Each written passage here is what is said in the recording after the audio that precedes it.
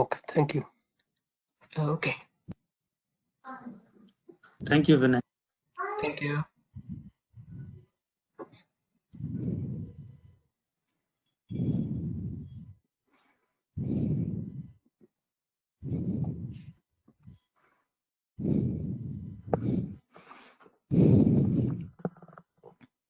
Hello.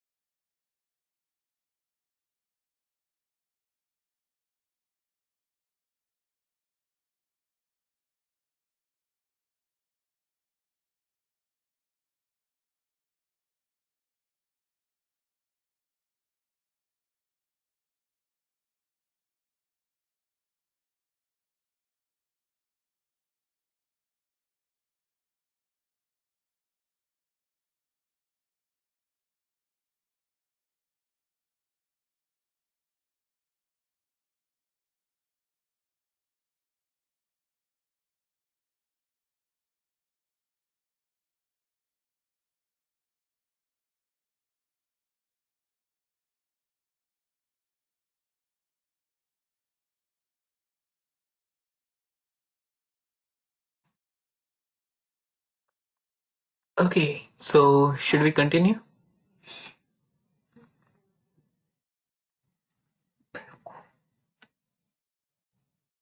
Yes. All right, thank you.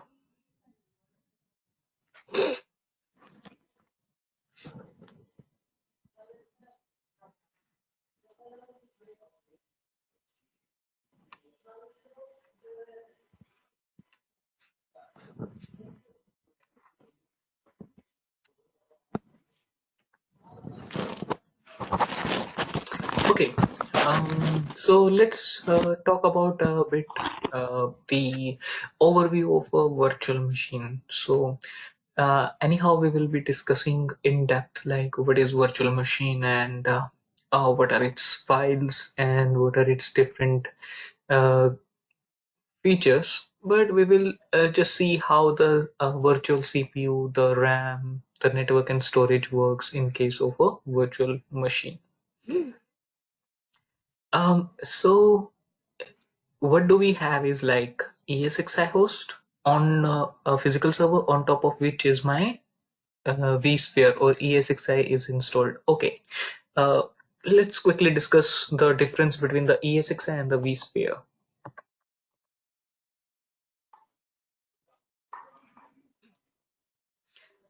So if we say ESXi is free of cost. So VMware provide ESXi completely free. You can install ESXi without any cost. But if you want certain features, if you want HA, TRS, FT, distributed switches,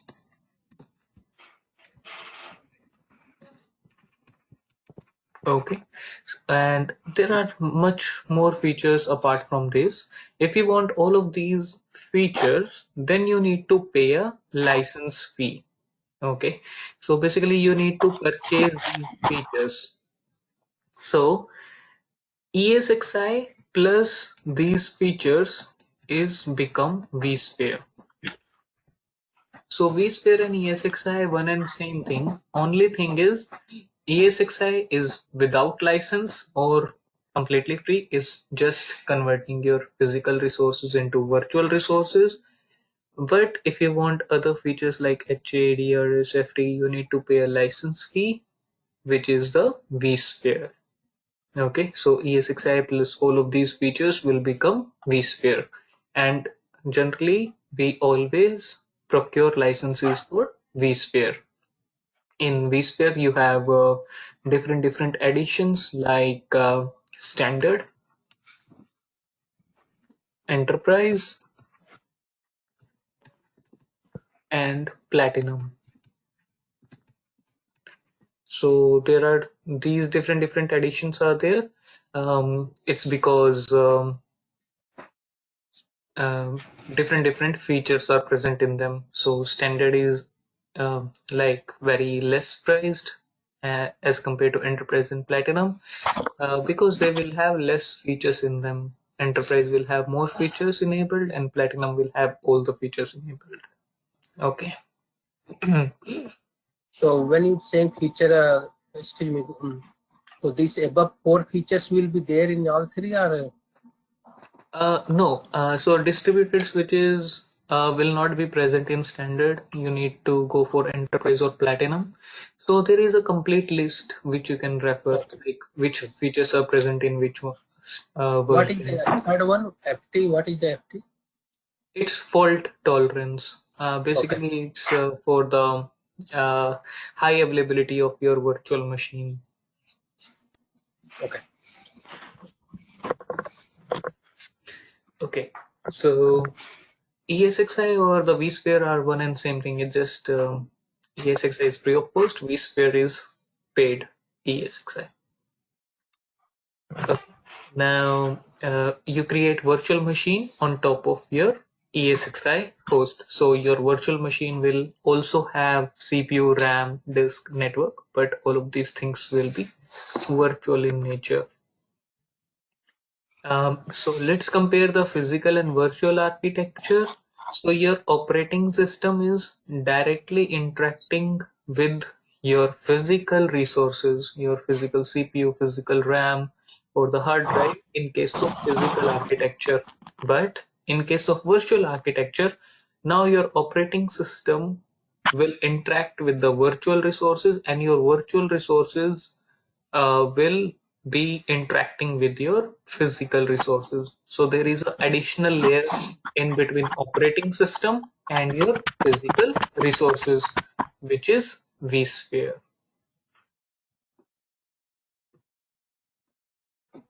Okay, so let's see how these resources map to each other.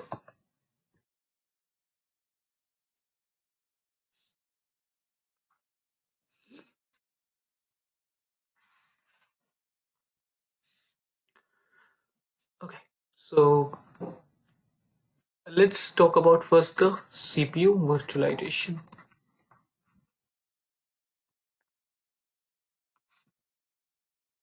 When we say CPU virtualization, we are discussing like how my virtual CPU will interact with my physical CPU. Okay, so let's suppose this is my esxi host and this is my physical CPU. So I'm considering I have two physical CPU.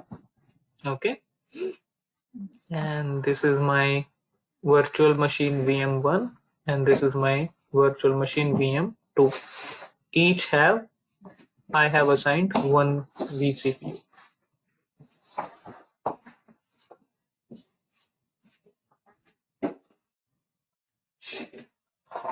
Okay, so VM1 wants to so basically application will send some instruction to operating system will send those instruction to virtual CPU, and virtual CPU will send those instructions to physical CPU will process those instruction and send the result back to virtual CPU, and virtual CPU send it back to operating system. All right. Similarly, for the VM2, virtual CPU to physical CPU back to virtual CPU and back to operating system. Very simple, right?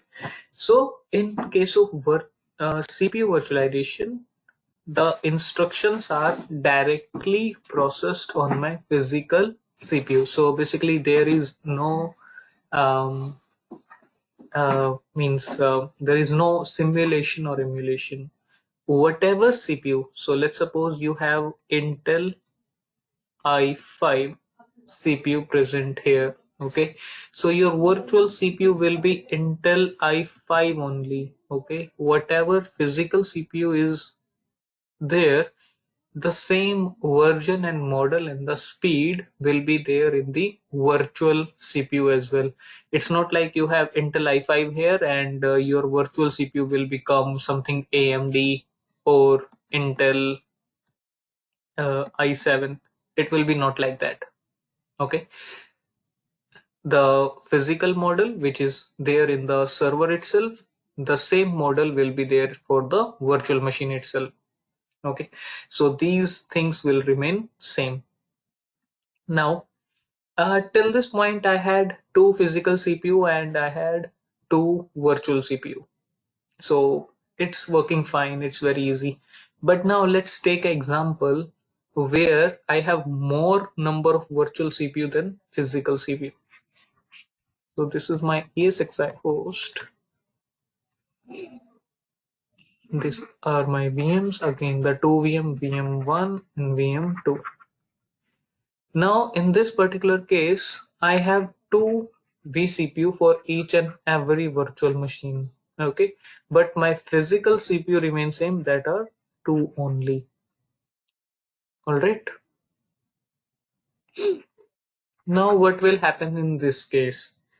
So because again there is application and operating system inside my VM1 as well as VM2, so application will send the instruction to operating system will see I have two CPU, so I can process two instructions simultaneously. So it will send two instructions. Let's give them name ins1 and ins2. to my virtual CPU. So these instructions will be sent to my vSphere, and vSphere will pass these instructions to my virtual CPU. Sorry, physical CPU. Okay. Now, the time these instructions were processing, okay, what happened? The second VM also sent some instruction called INS3 and INS4 to the vSphere. Now what will happen? Because my physical CPU are busy with processing of instructions 1 and 2, and meanwhile the instructions 3 and 4 also come in. So this is where the queuing comes in. Now vSphere will intelligently manage this queue. It will queue the instructions 3 and 4 till the time my physical CPUs are not free. As soon as it sends the result back, it will send these instructions to my physical CPU. And once these are processed, it will send the instructions back. So as you can see, this whole queuing is managed by the vSphere itself. So there is a CPU scheduler which will make sure that everybody is getting the CPU time designated. So nobody is facing any issue. So your VM will keep on running as it is and you will not face any issue. Is this clear how the CPU virtualization works?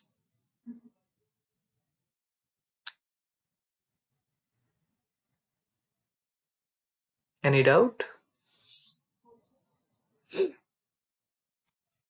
Okay, I hope it's Sorry, can you just repeat again the queuing system? okay. No worries. So queuing system is basically, so let's suppose I have, so the scenario is clear to you, right? I have two VMs, each running with two virtual CPU, but I have only got two physical CPU. Okay. So let's suppose the application sends some instruction to operating system, and operating system sends those instruction to virtual CPU here. So let's, because the operating system will see I have two CPUs, so I can simultaneously process two instructions. So it will send instruction 1 and instruction 2. Okay.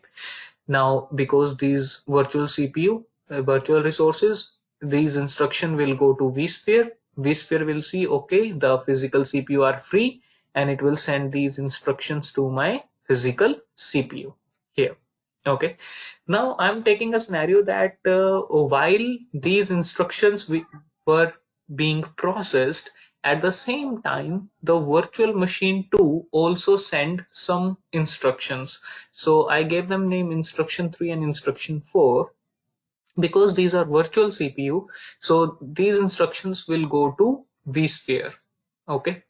Now, once they go to vSphere, vSphere will check, okay, the physical CPUs are busy right now. So what it will do, it will queue them. It will uh, queue the instructions, and it will take time. Like it will, as soon as the physical CPU are free, means they process the instructions, it will send those instructions to my physical CPUs. Okay, once the instruction 1 and 2 are processed, because this is a continuous process, so you will see that uh, at the same time the 5 and 6 can come from VM1. So till the time 3 and 4 are processed, 5 and 6 will get queued by the vSphere. So this whole process is managed by CPU scheduler.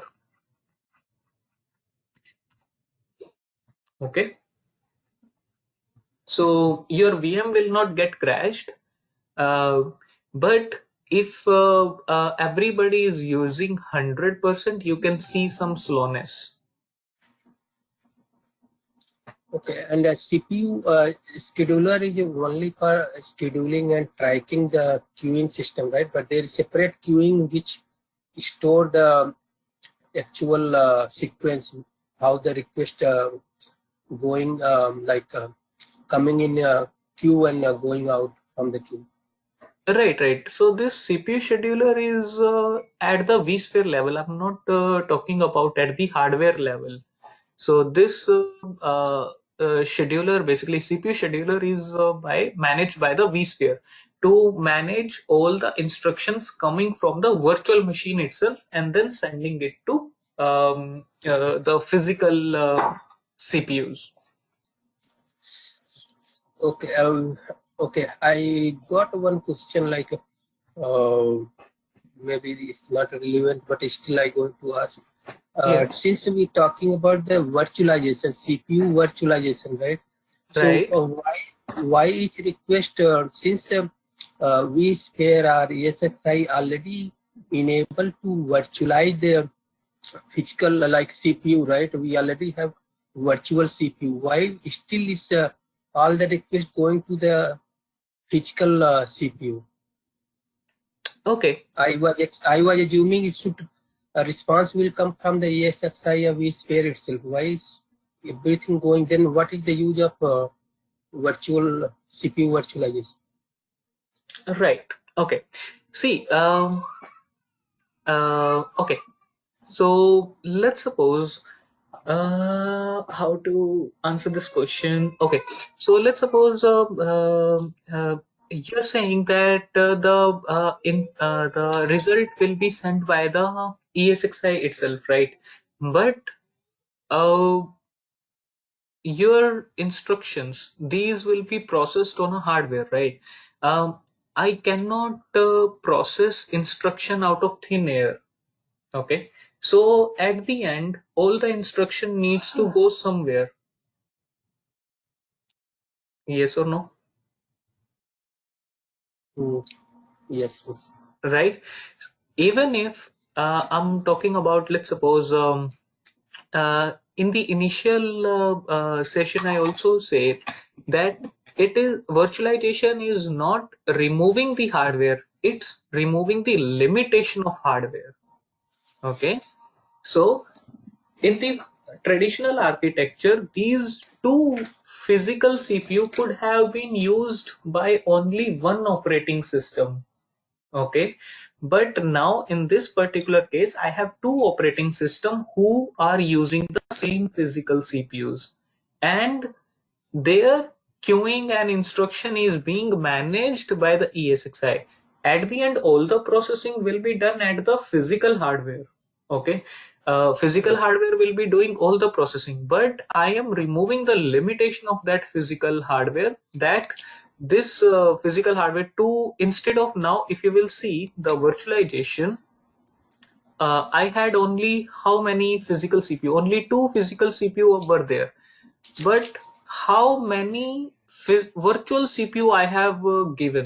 Four virtual CPU I have given to my uh, this virtual machines. So basically, this is the removing the limitation that is present there. Okay. Okay, I think I getting that. Okay. So let's go forward to again the uh, physical and memory host usage. So in the physical architecture, this memory could have been used only by see in the physical architecture, the operating system will save all the instructions on the physical RAM itself. Now in the virtual architecture, again all the instruction are saved on the physical RAM itself, but then there is some further processing that happens. So let's look at that. So let's suppose this is my esxi host. On esxi host, I have 8 GB of RAM. I have multiple VMs. So this is VM1 and VM2. I provided some virtual RAM to them. So let's give them 4 GB and 4 GB. So if I want to save any instruction, so all the instruction which is saved in the virtual RAM, at the end it is saved directly in the physical RAM in their designated space. Okay, so all the content is directly saved inside physical RAM. Okay, but this is where the good bit comes. So let's suppose this is the ideal scenario that okay, you had 8 GB RAM and you provisioned only 8 GB, so you will not be seeing any issue. But what if I have esxi here, I have again VM1 and VM2. Again, this is 4 GB RAM.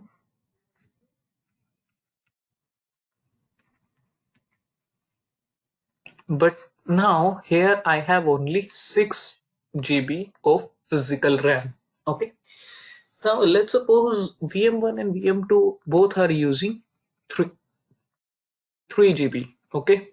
So 3 and 3, 6 GB, the whole RAM is utilized. No worries. But because VM1 I have provisioned 4 GB, VM2 I have provisioned 4 GB. So they can ask for more RAM. So let's suppose VM1 is asking for the complete 4 GB RAM. What will happen in this case? I have only 6 GB of physical RAM. So this is where the swap file comes in. So every VM will have a swap file created for that. So swapping will only come into picture when there is overutilization. Overutilization means the total capacity I have only 6 GB, but utilization has become 3 plus 4, 7 GB.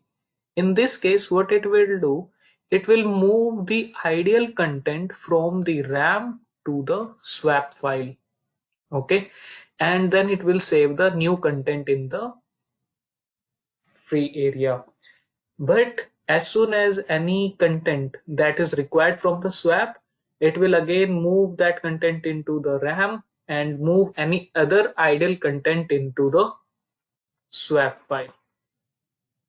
So this swapping happens in case of overcommitment and when there is demand is more than your utilization, capacity. Okay. In case of swapping, again you will see slowness, but your VM will not get crashed. Okay. So in case of memory virtualization as well, all of your content, RAM content, is at the end saved at the physical RAM. Any doubt for the CPU or the memory virtualization? Yes, one doubt. Yeah. What is the swap size? How we decide? Who decide? You do not decide the swap size. The total amount of RAM that you have given to your VM, the same size of swap file will get created. So let's suppose you have given 4 GB of RAM to your virtual machine. The swap file will get automatically created of 4 GB. Okay. Yes. And this is apart from your operating system swapping. This is not related to operating system swapping. This is related to vSphere.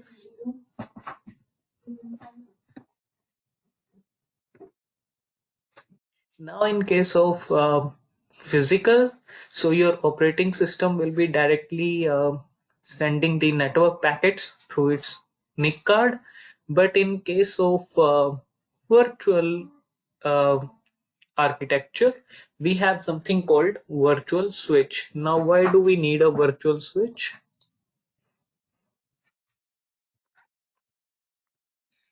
So let's suppose this is one esxi host, okay, and there are close to 20 virtual machines running on it. Okay, now if these virtual machines talk to each other or if these virtual machines talk to any other physical machine, over the network, they will need a NIC, right? We call it VNIC, virtual NIC. Now, these VNICs again will send their instructions out of the physical NIC. Now, can I attach 20 physical NIC on a system, on a physical server? That is very hard and not efficient and very difficult. So in this case, what we do is we create something called virtual switch. In virtual switch, I will at one end I will create all the virtual machines, and at the other end I will have the physical NICs created. So again, all the packets coming from the virtual machines will be sent, managed, and sent via virtual switch out of physical NIC. So this virtual switch basically will manage all the packets coming in and out of your virtual environment, basically virtual machines to physical world and from physical world to your virtual machines.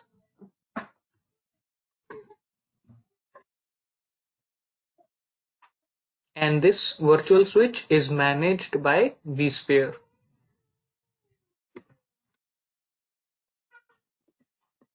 If we talk about the physical file system, we have in case of the physical architecture, the operating system decides your physical operating system decides the file system. If you are using Windows, it will be NTFS.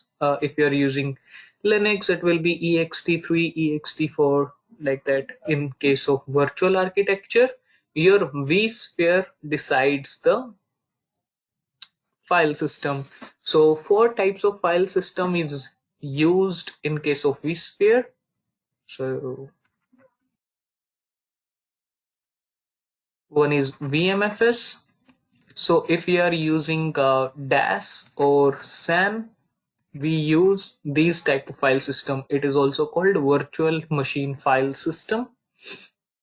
Then we have NFS. If you are using NAS type of storage, then we use network file system. Then we have vVol, virtual volumes. Again, SAN or NAS, we can use this. This is a special type of file system, and your storage should be compatible with this type of file system. And we have vSAN as well. So this is local hard drives. If you have local hard drive, you can use something called vSAN.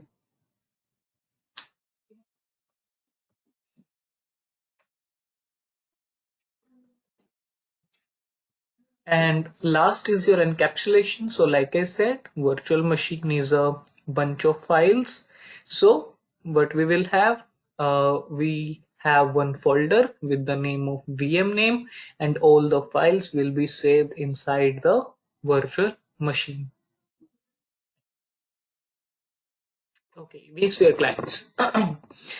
So vSphere client is basically previously we have a question, how do we manage our esxi host or hypervisor? So we have in GUI we have two methods. Either we can use the VMware host client or we can use vSphere web client, which is provided by vCenter server. So I will give you a quick demonstration about it. How do we log in, or how do we manage these different hosts and the vCenter server. So uh, before I can show you this web client, have you guys created your VMware hands-on lab ID?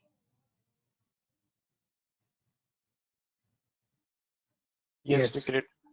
Yes, you have created. Okay, No, perfect. No? I don't have that. Okay, no problem. No, Okay, I can guide you through the process. So thanks. just follow my instructions. All right. So you need to go to any web browser. It can be Internet Explorer or Chrome. Just search for VMware Hands-on Labs, and it will be labs.hol.vmware.com. All right, I'm inside there. Yeah. It told me to go in catalogs, but I cannot see where the fuck to create the ID. Okay. I searched for the help menu, but Right. nothing. So if you No can problem. give me your screen, Okay. that would be good. So at the top, can you see this login/register option? Yes, I have done an account there. Yeah. So just click on it, and you see this forgot password. You see the second option, register. Click here. It will simply ask for an email ID, first name, last name. I have done the account, but I thought it's something else, the ID. Is this the one? The account there? Yep. Okay, then I have done it. Because they told me from your customer services that they didn't confirm all that. So I think I'm good. Thanks a lot. No problem. So you just log in with your ID that you have created.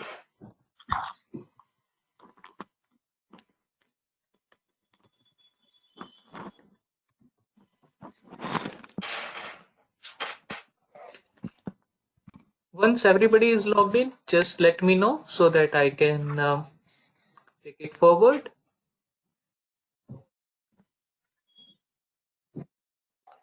Yes, login. Login, sir. Okay. I'm into. Yep. All right.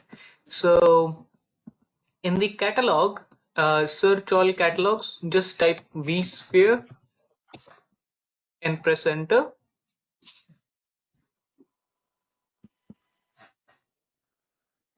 So this VMware Hands-on Lab is basically provided by VMware itself. It's a free lab. You can use it as many number of times as you want. And it's a very quick way to evaluate the new products that is being provided by VMware. Okay, let me give you the HOL ID, otherwise it will be quite difficult to search for.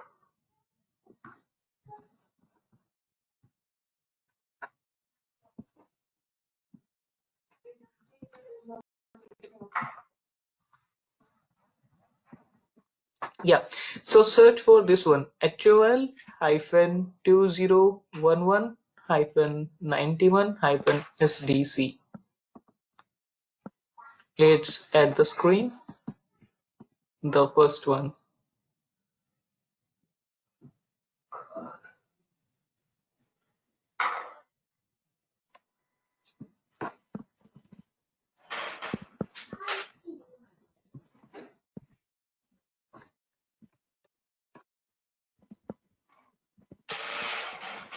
So we need to enroll that one?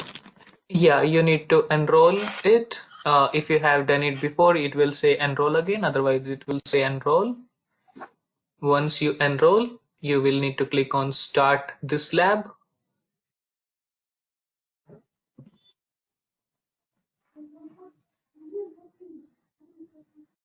And then you can simply click on start lab. And it will give you a manual, so just click on cross sign.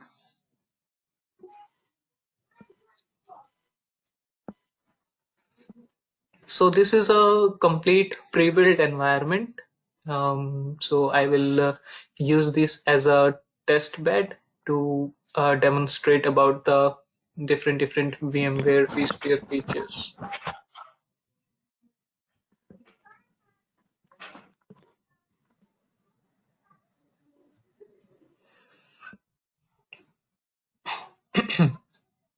Sorry.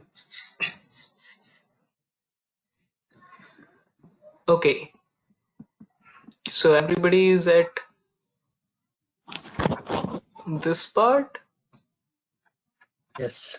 Okay, so click on the maximize icon. It's a cross type icon, and then click on the toggle full screen. That is a monitor type icon, and you will be in the full screen mode.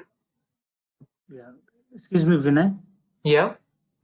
Yes, yes. I'm not able to find the lab HQL 2011.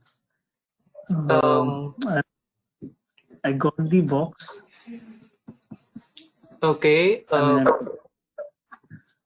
So you search for this HOL-2011-91-SDC.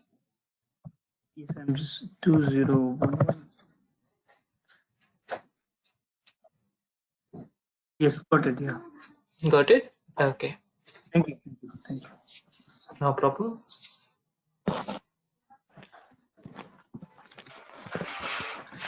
Okay, so in the slides, we were discussing about the vSphere client. All right. So basically, there are two types of way to manage your vSphere. Either you can use CLI or you can use GUI.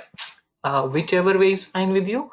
Generally, we go for the GUI because it's easier to manage and it will give you easy access. But if you're troubleshooting your vSphere environment, then we generally go for the CLI because it will provide more in-depth information. So I will tell you on how to access both of these method. Okay, so again, you will see a Chrome icon on your desktop.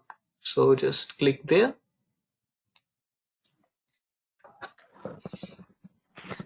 Okay, it will basically open the it will directly open the login tab. So just click on the new tab.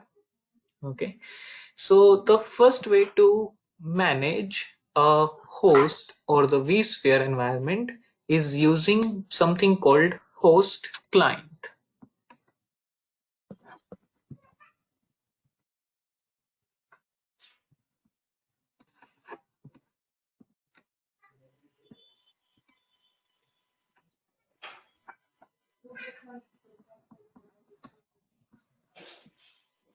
Okay, so the first method is host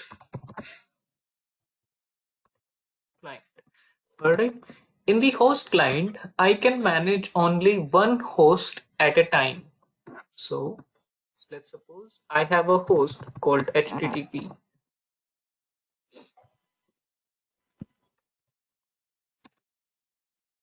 Okay, so the host name is esx-01a. So you just need to type http:// and esx-01a.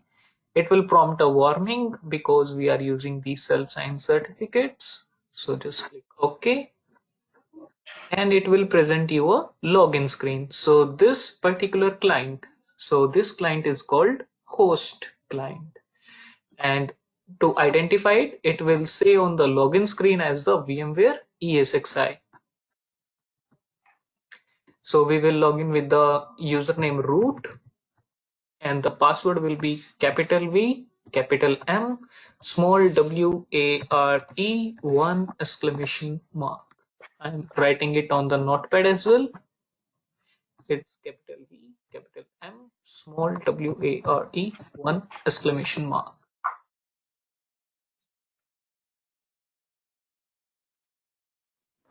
Where is this detail?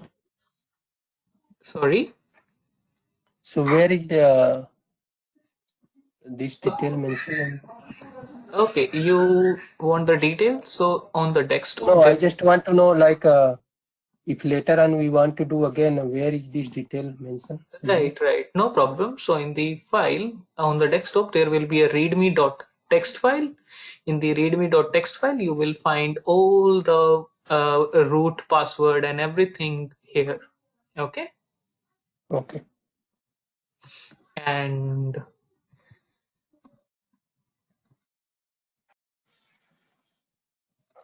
okay, is this clear? Excuse me, I lost it. Where do we find the login page? What do I type? Sorry, where are you? Where do I type? What's the URL that I need to press? Where did you press? I missed that one. Okay. In So order to have this login page. so you have open up a new tab, right, in the Chrome. Yes. Then you need to type http // and the host name is esx-01a. Okay, and then press enter.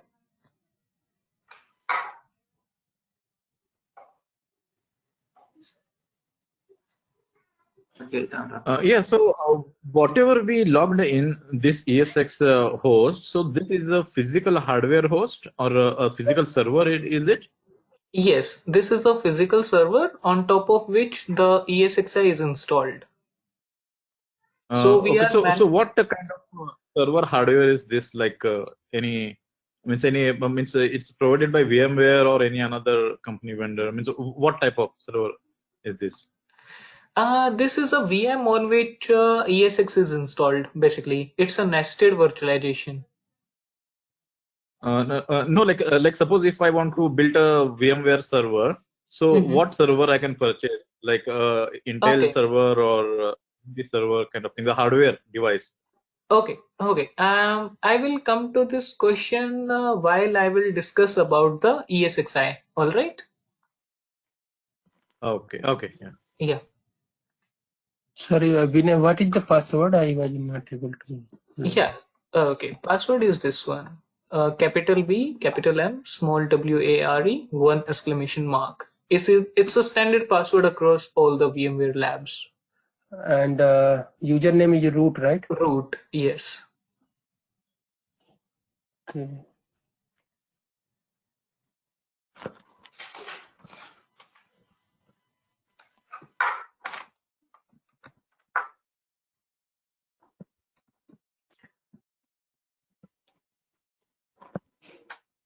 Okay, thank you, Arvind. So everybody is logged in inside this ES601A. So actually my browser is not opening. What to write there? ESX01 hyphen. No, ESX-01A. 01A. Yeah. So Vinay, this V and M is capital, right? Yeah, VM capital. Or what you can do on the desktop, there is a README file. You can copy the password from there as well. Okay, because I'm not able to know. Sir, it's not working over here also.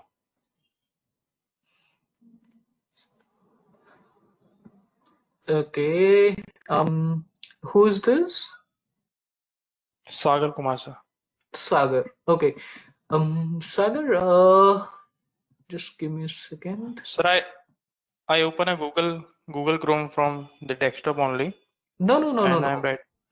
You are logged inside lab, right? In the lab, you open the Google Chrome. Yes. Okay.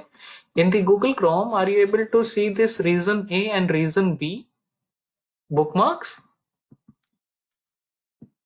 Bookmark, just a moment, sir. No, actually, I directly came to a login page over here. Okay, you directly came to a login page, right? Open up a new tab. But okay. And Actually, then the system is very slow now. okay. Yeah, So I came to the new page. Yes. yes. Now type HTTP HTTP // //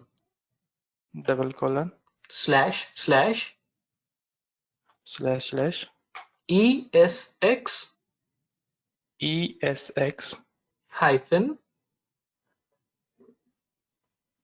Yes, It's sir. hyphen, not underscore. Okay. Hyphen. 01A. Yes, sir. It's a hyphen.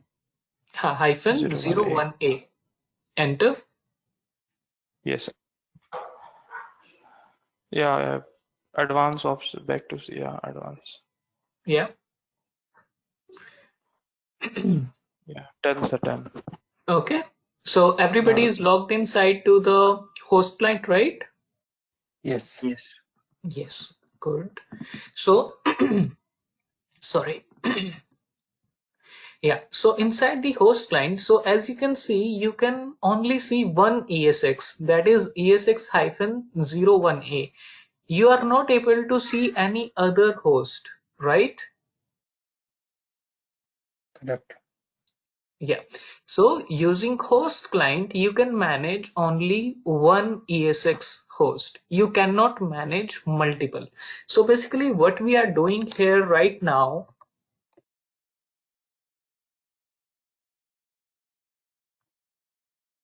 so this is my physical server. On top of physical server, I have esxi. Now, through my browser, I am directly connected to this esxi. Now I can manage virtual machines running on top of esxi. I can manage the storage, the networking of this esxi host. All right. So it will show you different navigator, like if you click on this one. So if you click on the second one, it's the manage tab where you can manage the different services. You can manage the date and time. If you go to hardware, it will show you all the hardware details that are there. In the licensing, you can type the license. Okay, you can go to services to start or stop any services, and then you can go to security to basically create new users, or configure the lockdown mode, or yeah, any question? Okay, if you click on the last third option, it will show you the virtual machines that are running on top of this ESXi host. As you can see, there will be two virtual machines. You can create or register new virtual machines as well. So Okay. Vinay, one question on the previous one. So user security and user, right? So Yeah. there we can create a user and that basically use to log in EXSI later on. Yes, you can. Right now, you can see there is only a single user called root, right? Let's suppose you have you do not want to share the password of root. Mm-hmm. Okay, Arvind is saying that voice is breaking. Arvind, is it all right now?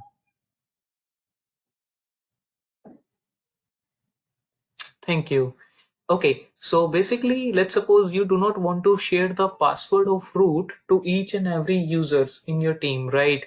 So what you can do, you can create individual user accounts for your team members. Okay, got it. I think I'm good. Okay. Similarly, you can go to virtual machines. Right now, there is only two virtual machines are there. You can create new virtual machines as well. Okay. And you can go to networking. So as you can see, there are virtual switches.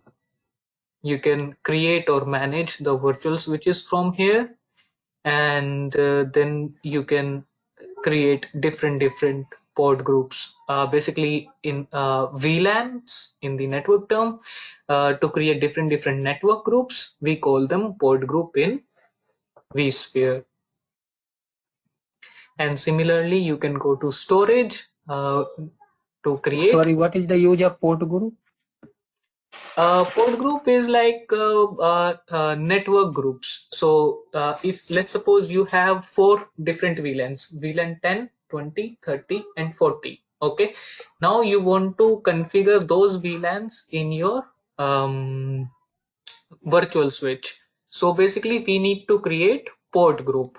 So uh, in vSphere, network group is called port group. Basically, a network segment is called port group. Okay. Okay. And then you can go to storage and you can configure if you want to create a new data store, you can create a new data store. Like in Windows, we have volumes. In Linux, we have mount points. Similarly, in vSphere, we have data store. You can, if you click on new data store, it will ask you which type of data store you want to create. You can create VMFS or you can create NFS. Okay. So this is the host client basically, but the disadvantage of host client is I can manage only one host at a time. Let's suppose you have 50 ESXi hosts. How do you manage those 50 ESXi hosts? It will be very difficult to open up 50 tabs and manage each and every host individually, right? So Yeah. for Yes. those particular cases, we have something called vCenter server, which we'll be discussing in a couple of minutes. Before going to vCenter server, let me show you how do you access a CLI mode. So you need a putty or any other tool that you use for the SSH connection. So just write down the host name, that will be esx-01a, press enter, which will open up the connection. It will ask you to validate the thumbprint. You click yes. It will ask you login as we have username root and we have, okay, so the password is already saved in there, but it will ask you for the password, provide the password, and you will be logged inside into the ESX CLI. Okay, again, single time you can manage only one ESX host at a single time using putty or SSH connection. So if you want to use, so let's suppose I want to view the VMs list, so it will be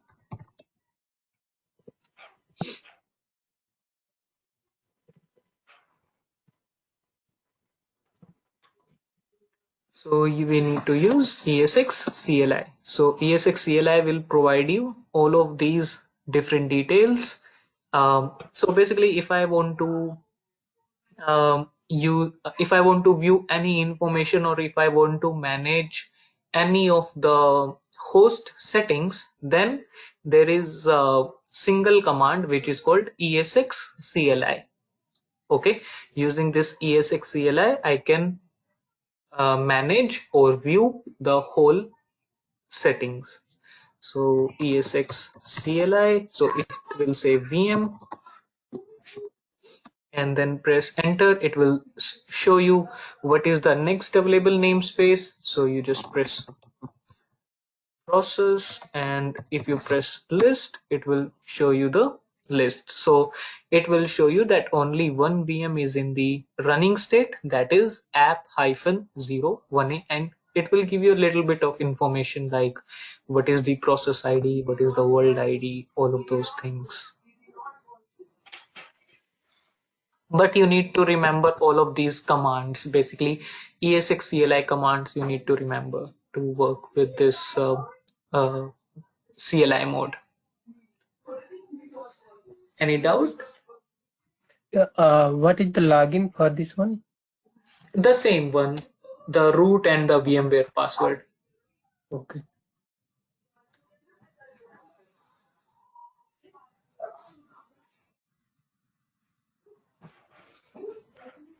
And there are multiple options there in the putty. So those are we can select anyone, right? No, just in the putty. Basically, this is a saved session. So if I open putty, all the different connections are already saved. So you Yeah. just in the host name you need to write your name of the host. In our case, the name of host is esx-01a. Okay.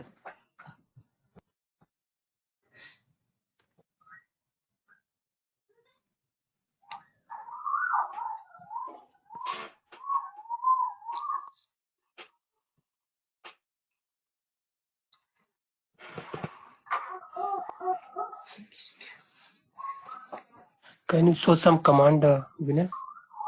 Yeah, command can be, you can, so the basic command can be to monitor the utilization of host. So that can be done using esx top. Okay, so if you type esx top and then press V, it will show you the process, the utilization of your VM, that is app-01a.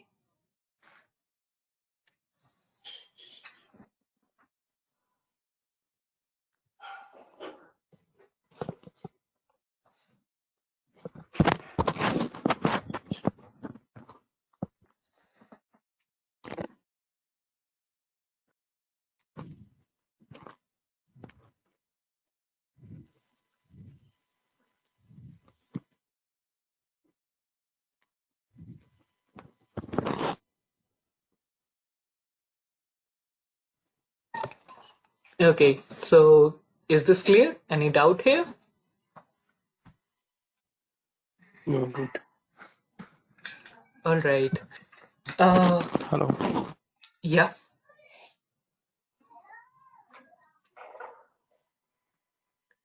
Sagar, you said unable to hear you. Sagar, are you able to hear me?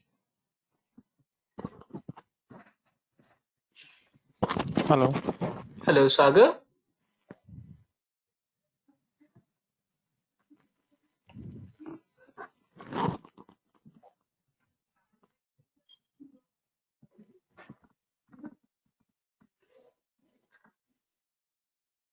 Hello. Okay. Hello. Yes, Sagar, tell me.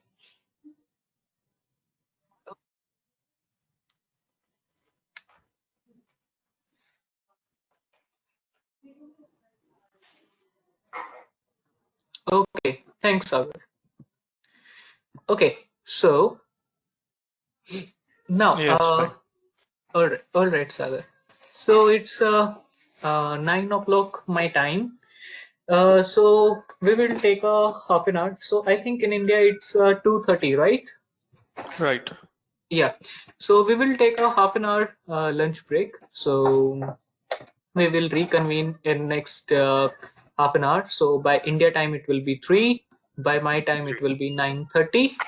Okay. Okay.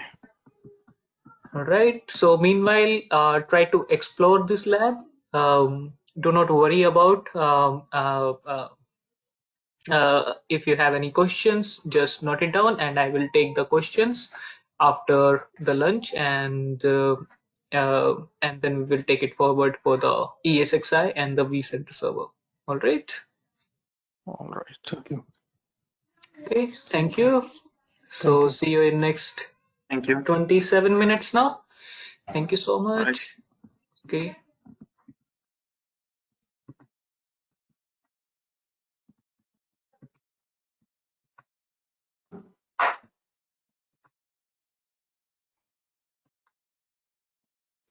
Hello, guys. Can we hear each other?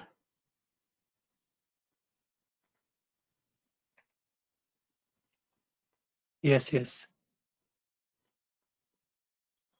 Oh, that's good. Yeah, I have a question. Can you help me out? Yeah, go ahead. Yeah, actually, I am thinking like we have a data center, and I want to make that data center as a virtualized center. So I need devices like router, switch. So is virtualization means that something which is not present physically, but in my data center there are devices which are present physically. So this combination is not coming in my mind. I'm not able to relate these two things. How there are present devices also, but this is virtual also. So virtual means what we understood so far. Basically, expanding that limitation. So whatever in your scenario, right? Whatever we have our network or router or hardware setup, right? So Okay. those can be enabled to reach out to more number of users, VMs. So if we directly give those system, right, it will be limited. So so once we create virtual, all the virtual high level you can as you understood, just like these are software. All the virtual are nothing but software which basically connect to the actual physical systems internally through the software. So for example, real-time scenario, right? You have VM, which basically, I'm not sure what your experience. So let's say you install some of the software, right? Setup software which you need for some software testing, like for example, somebody testing the printer every time, they installing some driver and testing. So and once they're done testing, that will be waste because they're done doing so many things, and again they need to redo. So instead of doing that, they will create the image VM, which are nothing but set up all this using the what are the physical RAM and all this. So once they create it, this can be reusable VM, and that can be used by the n number of system by n number of users. Thank you, sir. I'm able to understand what you are saying, but my question is, like, you are a owner of a data center. You are going to open a data center. How you will open your data center as a virtualized data center? Oh, okay, I got. So when we saying a virtualized, right? So then you coming to the cloud version, okay? So Yes. okay, so when you have your physical data center, that always will be there will be virtual concept the way we discussing using VMware, but they are always running on top of physical data center or physical system, okay? But if you want complete virtualized data center itself, that is nothing but go for the cloud, public cloud like Azure, AWS, and any other GCP. So they ideally internal like in real world. Fine. Yeah, you understood, right? In real world, they also not virtual. They also have their data center, but you don't need to worry about that. Whatever the size, whatever the capacity you want, go So and yeah, go ahead. Okay. One more question, sir. Like, I have a physical server in my data center. I will install some VMware software, or I have to purchase some VMware device, like sir told, hypervisor in type 1. Yes. So those are nothing but software. You see the lab we're doing. So this lab is nothing but this VMware already created lab, which are nothing but some VM they install on some system, and then they created configured that vSxi, and now we just running that remotely by using their host. Okay, so same way, once you have your data center, right? Let's say have, so there you need to install like VXSI, depending on the 4 category we discuss, right? Network virtualization, storage, and server, and so depending on what is the scope, desktop. Yes, desktop. So depending on the scope of your like need of that your accordingly you can go for those virtualized software. So I think right now, for example, yeah. So these are all these all are nothing but software. Okay, all these cases we're going to install something on the some of the. It's not necessary you need to go and hello. You can hear me? No, like DCV, desktop mobility, cloud management, and network visualization. Yes. Can you hear me, sir? Yes. So like yes, please you continue. Yeah, so all these 4 category, right? These are like a concept, but all these are related having software. We discussing here VMware is specific product. All that nothing but software. Okay, so these products are in form of softwares. Yeah, all these are nothing but we're going to install some software. That's my understanding. Maybe we can cross verify once Vinay come. But my understanding Yeah, that yeah. this all we don't necessary to install on your data center lab. This can be installed and configure anybody within the organization need that virtualization. Okay. Okay, so but I thought these are products, like we have to purchase the hardware for this. Okay, fine. Thank you I so much, don't sir. think so, but we can cross clarify. I don't think. Okay. But some of the things we need to install are how we going to manage. For example, a remote desktop workstation, right? So those we need to configure in such a way in our data center so that any user that connect right to their using that workstation, they can connect remotely through to that organization environment. Like that, I think all the software these are, according to my understanding, is all are nothing but all the software. Maybe some of them having network router, those are probably use case. Okay. But mostly these are software. Yeah. Sir, I'm telling a statement. Please relate this statement with the virtualization what we are learning right now. I am sharing a real scenario. Okay. There are 5 routers, or there is a rack of router and switch. They all are connected to the access point. Okay. And the access point has a WAN IP. And if I share that WAN IP with anyone, they are able to access all the racks. So this is a kind of a virtualization only. No, but you like having just one, right? In case of let's say 10, if you have just one IP, right? If you want Yes. 10, you want to give different set of user different IP so that they can access the different network within your like data center. So we need multiple, right? So how you Yeah, support that? That's where it's coming to yes. that virtualization. If in limited case, But your like use case is good. one rack. Yeah. Okay. Okay, fine. Thank you, sir. Thank you. This much only my doubts. Okay, no problem. I'm not on this area, but I'm trying whatever learning I just say. Yeah, just while talking, some confusions got clear. Okay, good. Thank you. Thank you so much, sir. Thank you so much, sir. No problem. Okay, I'm going for. Okay, fine. I'm going for a break. Eh? Yeah, go ahead. Okay. Okay.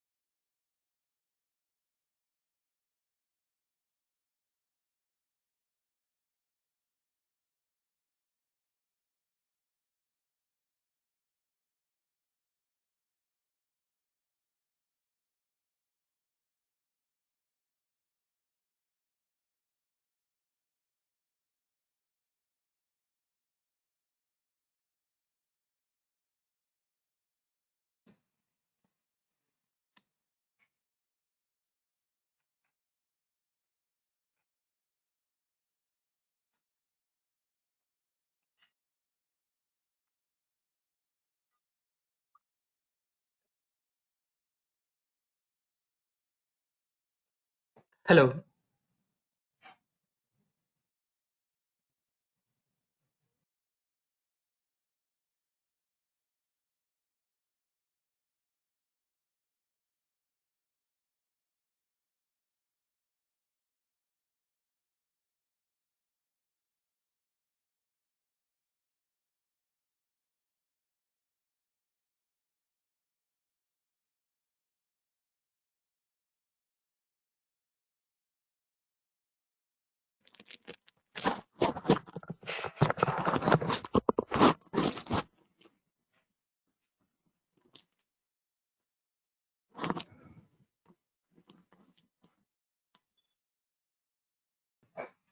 Hello. Hello. Okay, so is everybody back? Yes.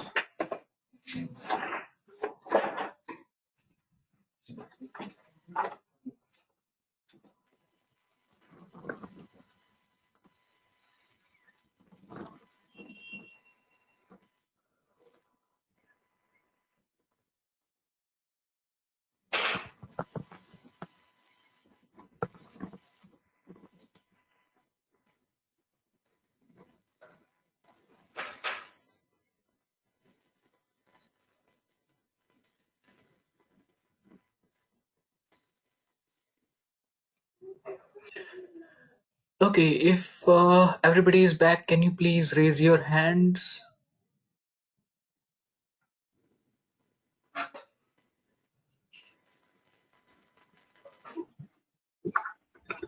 I'm here.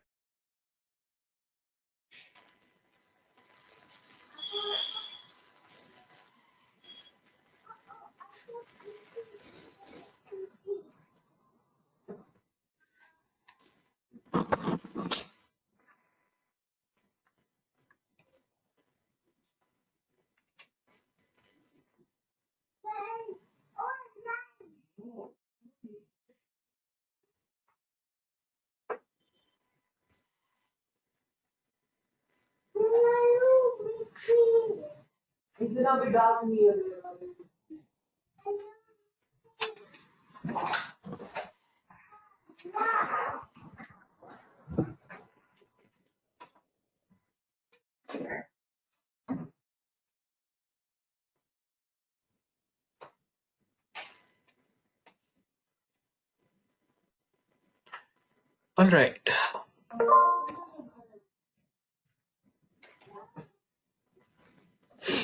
So let's start with the session. So before proceeding, let's take any doubts if you have any. So if you have any doubts, please let me know. Sir, at the starting you told about EXI, vCenter. You're right. Hello. Yeah. Yes, Agar, I'm able to hear you. So you told these are products. Right. Yes, sir. So you told, sir, these are products. Sir, these are products in the form of hardware or in the form of softwares? Software. So these are Basically, these basically are hardware, right? software suites, you can say. Okay, these are software sorts. Yeah, esxi, vCenter server, these are software suites. Fine, thank you. Yeah. Okay. Any other doubts? Yeah, so for this thing, Okay. what specific hardware we required for deploy this kind of infrastructure? For vSAN infrastructure, you are asking? Yeah, for VMware infrastructure, like for the means where we can deploy the esxi on what physical host or Okay. what device? Sandesh, is it right? Yeah. Yes, Sandesh. So Sandesh, I will just take this question. Actually, I need to show it to you over the screen. There is something called hardware compatibility list. So I will show you how to use that list and how to identify which hardware is compatible with which ESXi version or vSAN version if you want to deploy any. All right. I will take this as a Yeah. video walkthrough. All right. Okay, sure. Yeah. Okay. So I have got the hardware compatibility question. Any other question? All right. So let me start my screen. Okay. Just let me know once the screen is visible and I will start.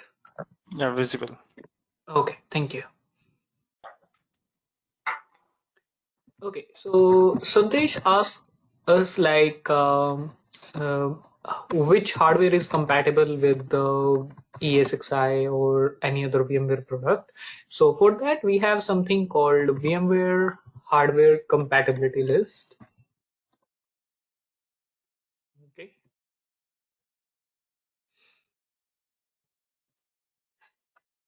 So using this compatibility guide, you can identify which hardware is compatible with the your ESXi host or not. Most of the time, whenever you go to vendor, they will give you ESXi certified hardware. But if you have a very old hardware, which VMware certified sticker is not there, then you can use this guide to identify whether ESXi will run properly or not. Uh, if the hardware is not listed in this, then it doesn't mean that the ESXi will not work. It may work, but it will not work as expected. Okay, so first you need to identify what you want to check, whether you want to check the compute, you want to check the storage, you want to check the cloud infrastructure or any other graphics. So let's suppose I want to check the compute, systems and servers. All right, so I selected system and servers, then I need to select which product. Let's suppose you want to install ESXi 6.0 U3, or you want to install 6.7 or 6.5, or means you need to select the appropriate ESXi version, or you can select all. Then if you have a partner hardware, then you can select the partner, like it can be a Cisco or it can be HPE. All right, and then just click on update and view results. Perfect.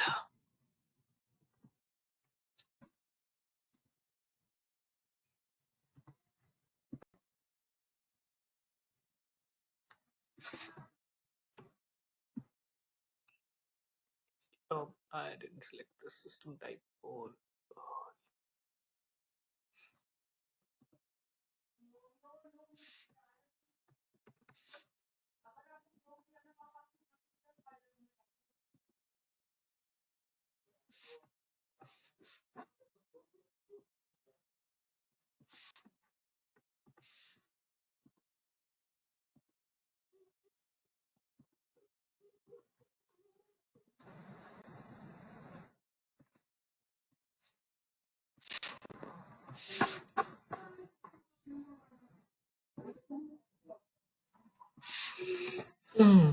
let me see why it is not coming.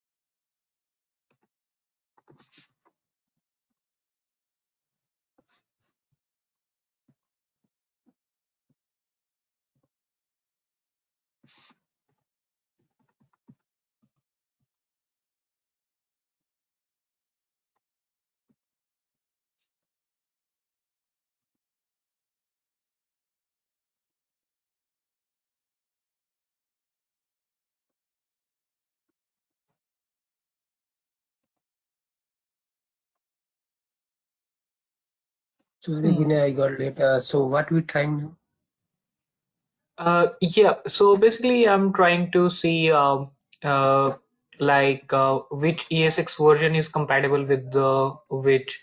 So basically it will update you the list of the hardwares that is compatible, and it will show you the model names here. I think there is some incorrect filter applied over here, due to which it is not able to. But yes, we can check for the particular systems. Okay. Similar, same goes for the IO devices. You can select the IO device at what firmware or device level it needs to be, so that it can work with the hardware. So using this guide, you can identify whether your hardware is compatible with the given ESXi version or not. Okay. Okay. The reason why this hardware compatibility guide comes in is because how this ESXi is managed. Because the total size of ESXi host is only approximately 300 MB. So it's very small, so very restricted drivers are installed in the ESXi host. So if your hardware is not in the VMware compatibility guide, then it can be like the driver is not present in the ESXi kernel, due to which it can cause issues. Okay. So let's start with the ESXi host. What is ESXi? So ESXi, like I have said before, ESXi is available completely free, or you can, uh, if you want certain features like HA, DRS, distributed switches, uh, SIOC, NIOC, then you can procure it with a vSphere, which is a basically paid ESXi. And certain things are already integrated into it. The most important feature is the host-based firewall.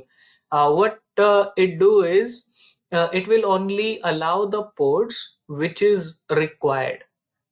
All the other ports which are not required by default are in the shutdown mode. So let's suppose you are not using SSH service. If you stop the SSH service, then the port 22 will be closed automatically. You will not be able to telnet, or you will not be able to connect to the port 22. So that is the main benefit.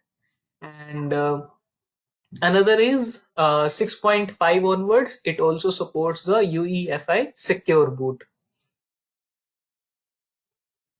Small disk footprint. Small disk footprint is like I said, it's only in the approximate range of 300 MB. The total installable size of ESXi host is close to 300 MB. Now, where can we install the ESXi host? So install location. It can be local hard drive. It can be a USB, it can be SD card, it can be boot from SAN, it can be SATA DOM disk. Basically, SATA DOM disk are the hard drive attached on the PCI slots, so there is a particular port for it, and it can be a stateless host as well. Basically, in the stateless host, what is that you put your ESXi host image on a network location, and your ESXi host directly boot from that network location. Once it is booted up, it will load the ESXi host into its memory, and it will run from there. So you do not need any kind of local storage on the host itself. Okay. So if you have a USB stick, you can install the ESXi host directly on a USB. If you have a SD card into the server, generally it comes in the Blade servers, you can install ESXi host on the SD card as well. What is boot from SAN? Boot from SAN is basically you do not have any local storage. You carve out device or a LUN from the SAN and you attach it to your physical server. Now you can install your ESXi host onto that particular SAN device. Okay. This concept generally used in the Blade servers. Nowadays we are moving into Blade server environment. So what happened in the Blade servers? Let's suppose the hardware goes down, right? If the hardware goes down, I need to reinstall the ESXi host, right? Yes. But to avoid that reinstallation, what do we do in Blade servers? We install ESXi host directly on the SAN device. So if my Blade got crashed or some hardware failure occur, I will simply replace the Blade and attach the same boot device to the new Blade, and it will boot it up automatically. I do not even need to reinstall the ESXi host, so it will save some efforts. Okay. Thank Okay. you. And how to install? So basically, how can I install a ESXi host? It can be CD DVD. It can again be a USB, means a bootable USB, bootable CD DVD drive. It can be a Pixie boot. And then there is something called vSphere auto deploy. So let's suppose you want to you are building a new environment, okay, and you want to deploy 10 ESXi host or 20 ESXi host or 30 ESXi host. Right now, you will install the ESXi host. You will do certain configuration. Obviously, it takes some time. It will take half an hour, 1 hour on a single host. Now, what vSphere auto deploy will do? Once one host is ready, it will capture all the configuration that is there on the host and create an image profile. All right, and now you just need to apply that image profile on rest of the ESXi host, and the whole installation and configuration will be done automatically for you. So you can basically automate the ESX installation process. So that is the power of vSphere auto deploy. But you need to uh, prepare the infrastructure before vSphere auto deploy can be used. All right, and lastly, there is scripts. Basically, you can create some kickstart scripts and upload them on TFTP, and all the configuration can be done by the scripts itself. All right, any doubt?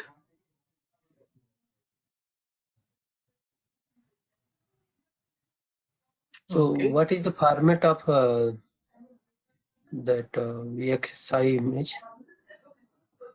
Format of ESXi image. Like what we need to store in USB, like what actually is what Just kind of package? okay, it's just a bootable USB, like you have a Windows bootable USB device, right, to install the Windows operating system. Similarly, you can create a bootable ESXi USB. So basically what we have is we have a ISO of ESXi host, and you just from the ISO itself, you can create a bootable USB itself. Okay, yeah, that's what my question. So it's ISO image that we need to make as a bootable for whatever device. Right. Yes, yes. So there is a ISO image available from the VMware portal. Okay. Okay. Any other doubts? Yeah, and the install location you told, like it should be installed in local STD or USB or SD card. So Yeah. means the image will be stored there, or the installation part will be on that, yeah, like USB or SD card will be there. So basically, so the install location, so it's the storage where the installation will happen. So like you install a Windows, so there are certain different folders like Windows program files and other folders which will get created on the local hard drive, right? It will create a partition and all those things. Similarly, whenever you install a ESXi host, it will create something called VMFS partition by itself. Okay, and it will install some of the binaries in it. So it will have different binary files which will be there in that particular partition. So next time when you boot, you do not have to put any bootable USB or CD DVD drive. It will directly boot from the local hard drive or SD card or USB, means whichever location that you had specified at that time. Okay, yeah. Okay, right. Any other question? Okay. Unfortunately, at this point of time, I cannot show you or help you with the installation. But there are the installation of ESXi host is like a three-step process. It will just ask you the keyboard layout, username, password, and the location where ESXi needs to be installed, and that's it. It will just install there. It's really very simple process. It's just like 10 to 15 minutes.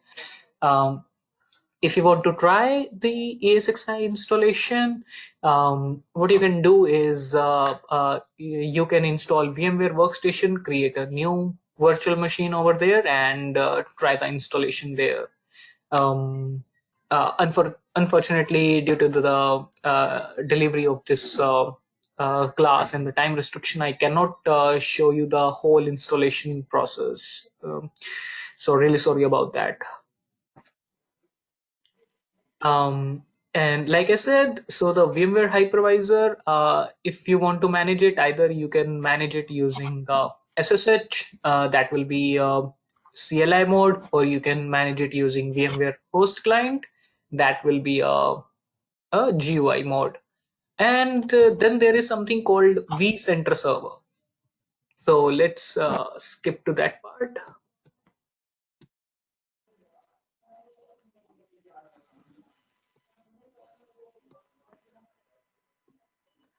Okay.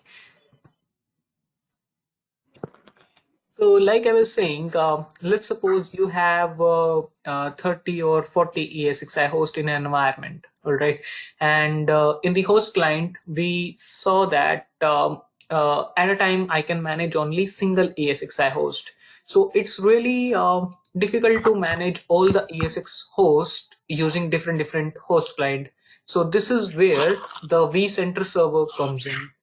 vCenter basically a application which provide a single point of administration or a single point of management.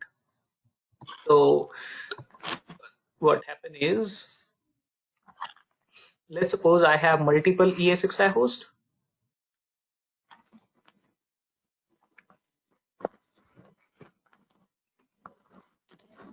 And I have multiple VMs running on top of them. Now, if I go to host client, at a time I can manage only one ESXi host. All right. So if I go to host client, so it will connect only one host. So at a time I can manage only one host or 3 VMs running on top of that particular ESXi host. So this is where the vCenter server comes in. Basically what happened in vCenter server, I will connect all of my ESXi host to a single vCenter server. Now I will just log in here onto vCenter server, and I can see all the 3 ESXi hosts or any n number of hosts that you have connected to the vCenter server. I can see all of the ESXi hosts. I can manage them. I can configure them, or I can manage virtual machines running on top of my ESXi host as well. So I do not have to individually log in into each and every ESXi host. So this is the main advantage or the main function of a vCenter server. Sir, I have a question over here. Yeah. So this can be done by the access point or access server or by with the help of terminal server. So as I have done this in real scenario, there are many router and switches that are connected to the access server where we can connect 16 devices at a time. Mm-hmm. And we can access them with a WAN IP from any location. So where is the virtualization and that use of VMware here?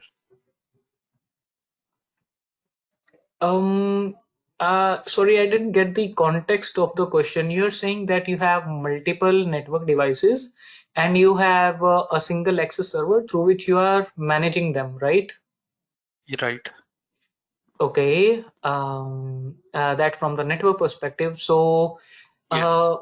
what is the question here again? Sorry, I did not able to get the context of the question. So actually, I'm thinking like the environment, the scenario I told you, it is like a virtualization only. Um, I am Virtualization relating of that what? scenario with VMware. So how VMware is helping over there, or how VM can help there in virtualization. Okay. See, the point that you are saying, the single server through which you are connecting multiple network devices, right? Right, That sir. analogy is true for this vCenter to esxi. Okay. So I have a Yes. single application or I have a single server, all right, vCenter, Okay. through which I can manage Okay. multiple esxi hosts. I do not have to log in into the each individual devices. Like in your case, you have a single server through which you can manage multiple devices, right? Yes. Yeah. So, but virtualization is happening at this level, at the esxi level. Means Oh, previously in the traditional, on a single server, I was able to run only one operating system. But in this particular case, on a single physical server, I am able to run multiple virtual machines or multiple operating system, right? okay. Okay. vCenter server is just a management point. It's there for the easy management. It is Okay. not there for the virtualization, basically. Okay. How many host client can we connect to the Right. vCenter? Yeah. So I was coming to that point. A single vCenter server can have 2,000 hosts Okay. connected to it. All right. And All right. it can have 35,000 VMs. Basically, a single vCenter server can have 2,000 hosts and 35,000 virtual machines managing. Okay.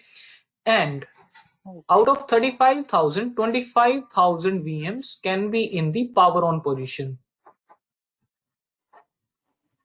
Means I can register 35,000 virtual machines, but out of those, only 25,000 virtual machines can be in the power on position. Rest 10,000 needs to be in the powered off position.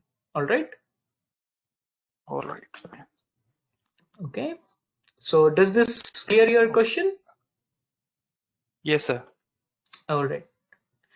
Okay. So going ahead. So vCenter server is just providing a single point of management. Okay. It's there only for the easier management, easier access, nothing else. The virtualization, the actual virtualization that is happening, it is happening at the esxi level. Okay. Even though if your vCenter server goes down, nothing will happen on your virtual machines, because vCenter server just provide the management capabilities. It is not like that virtual machines are running through vCenter server itself. Your virtual machines are running on your esxi host. As long as esxi hosts are up and running, nothing will happen to your virtual machines. So using vCenter server, we can access our esxi host as well. So let's go back to our lab and we will see how to.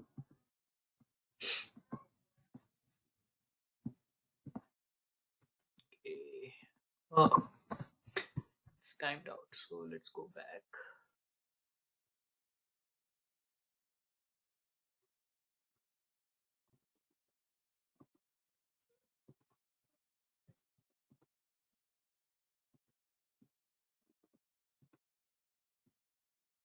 Yeah. Okay, so everybody just open up the same lab, the lightning lab. If it is expired, just enroll again and start lab.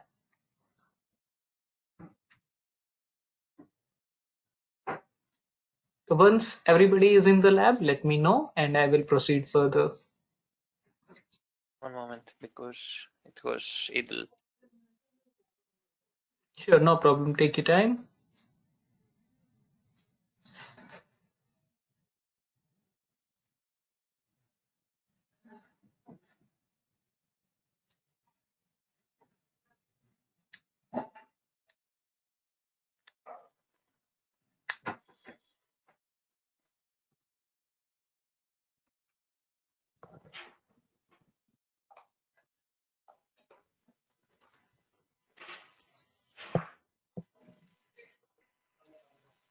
Just to confirm, is it HOL 2001-91-ISM-all vRealize operation, right? Lighting lab. No, it's HOL-2011-91-SDC.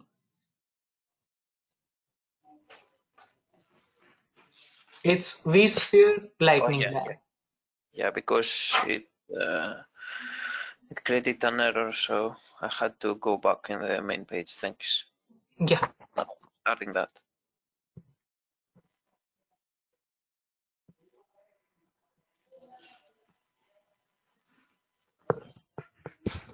Can I ask something? Yeah, sure. Said like 35,000 VMs. All those occupy some space in the hard. How is this managed with the hardest size? Right. I will come back to this question after performing this lab, how to manage, and then I will take this question, all right? All right, thanks. Yeah. Okay, so everybody is inside lab? Yes. Okay. Shortly. No, All right. yes, I am. Okay, thank you. Okay, so just open up the Chrome browser and you will see that a link is already opened up for you. It's something like VCSA-01A, right? Right. That's the, as soon as you open up the Chrome browser, it will open up automatically, right? So basically they have configured it for you. So how do we log in? We will log in with the admin credentials. So go to desktop.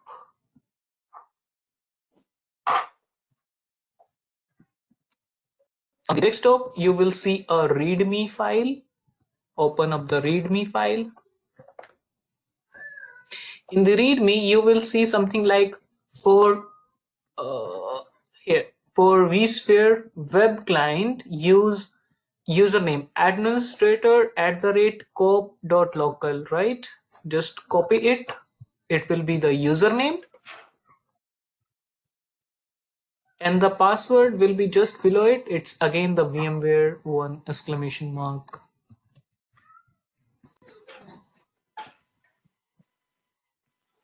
And hit login.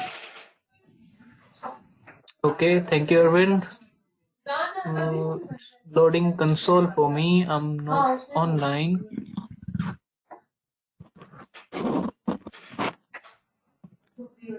Okay, Arvind.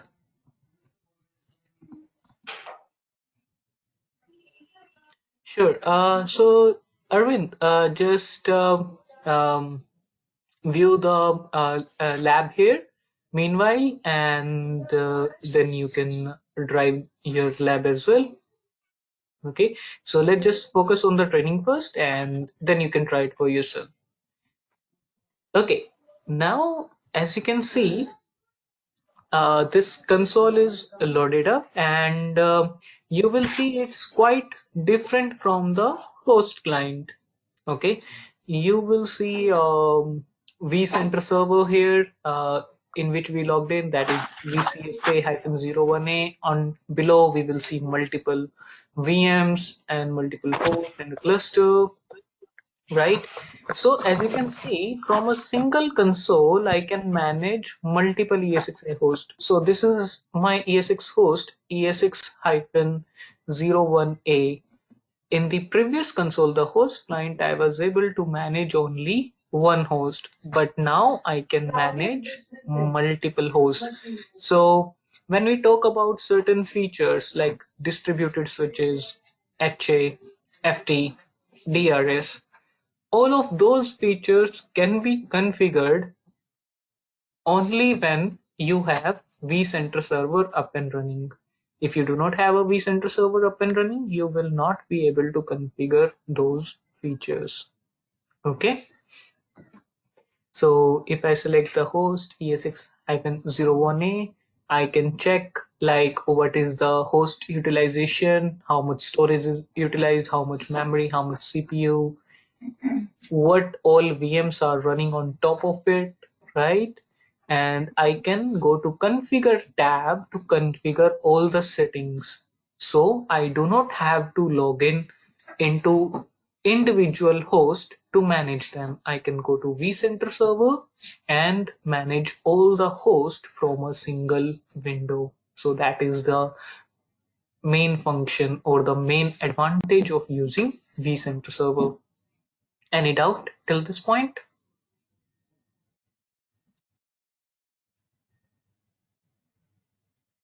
All right, going ahead. Also, if you see in the host client, I had to create the users individually, right?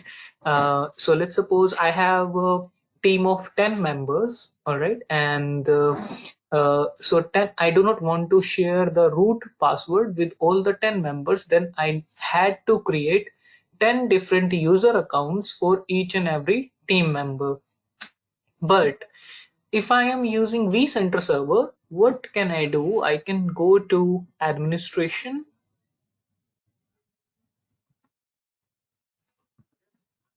and then go to users and groups.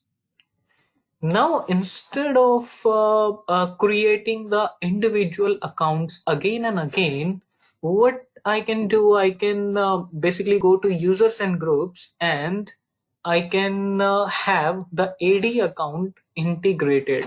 Basically, what it will do, uh, all the accounts. So let's suppose you have Active Directory, or you already have some kind of directory structure in your organization. You can import all the users from Active Directory into vCenter servers. So you do not have to create user accounts separately. You can use the existing user accounts. So that is the second major benefit of using vCenter server.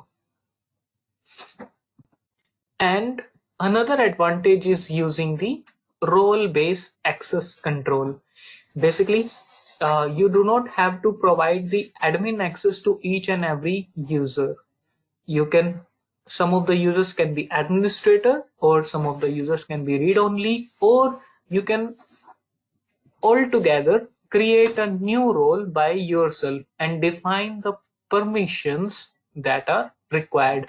So let's suppose you want to create a role for the data store, so that user can only work on the data store, but he should not be able to view any other item. He should not be able to view networks. He should not be able to view storage, VMs.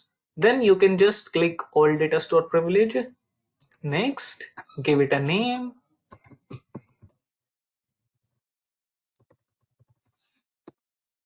Finish. And you will have a new role created, the data store control.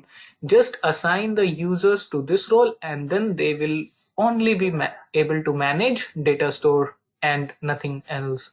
So that is the second advantage of using vCenter server. That is the role-based access control is also there. Any doubt?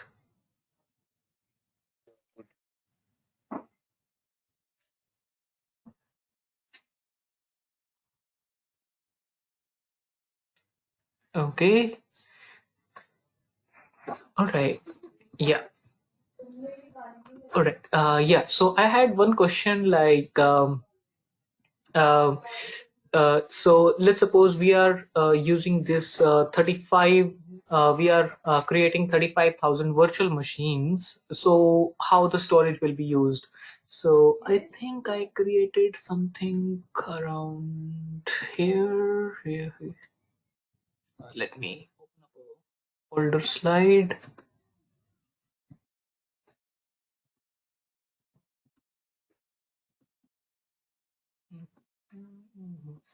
Yeah, here.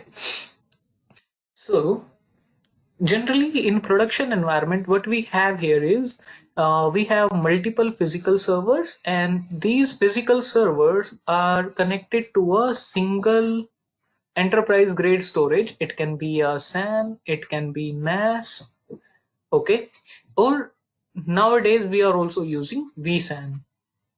Okay, so generally this is a very big storage in the terms of terabyte. Okay, and all of the VMs. So let's suppose you have VM1 here, VM2 here,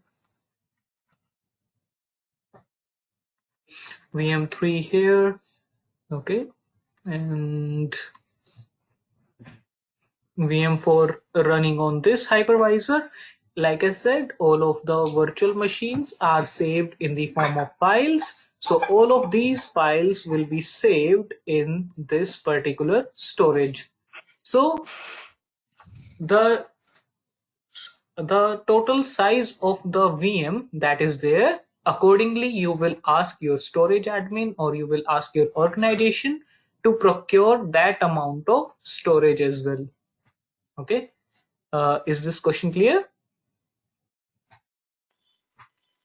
Yes. All right. Yeah, so far. Okay, thank you. Okay, let's move ahead then. Any other doubts? Anybody? There is single sign-on. What did they use of that? Single sign-on, right? Single sign-on is okay. Let me open up this and we will go forward a little bit. Okay. Can you look at these multiple services, the licensing service, the certificate service, the directory service, and there are basically multiple services inside a vCenter server itself. Okay. Now, imagine a case that you logged in into your, okay, let's go to the lab.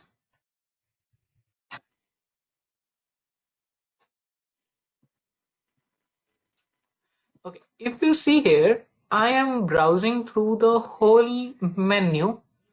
Only I logged in into this console once. Now imagine if I go to VMs and host, this console asks me for the username and password again. I need to type in my username password again, and then I able to view the VMs and host. Now I go to network. Again, it asks me for the username and password. If I go to any other like update manager, then again it asks me for the username and password. So it will be really irritating for me as a user that I have to provide my username and password again and again to browse through this console. So single sign-on, what it will do, you have to log in once, and once you are logged in, all it will cache your username and password in itself, and it will not ask you for the username and password again and again. It will just use those cache credentials to log you into multiple services. All right, so that is single sign-on. Okay. Okay, so Arvind have one question. Can we also have the PDF for better understanding? Yeah, I can share the PDF with you guys. Question is, how do I share it? Mm, okay, I will share the PDF with you. I think I will have the email ID for everyone from the management, and I will ask them to share the PDF with you guys. Is that fine, Arvind? Okay, thank you. Thank you too. Yeah, I wanted to ask about the same. Thanks. No problem. Yeah. Okay, and okay, yeah. So sorry, I just went. So if we talk about the vCenter server architecture, yeah, this is a bit important.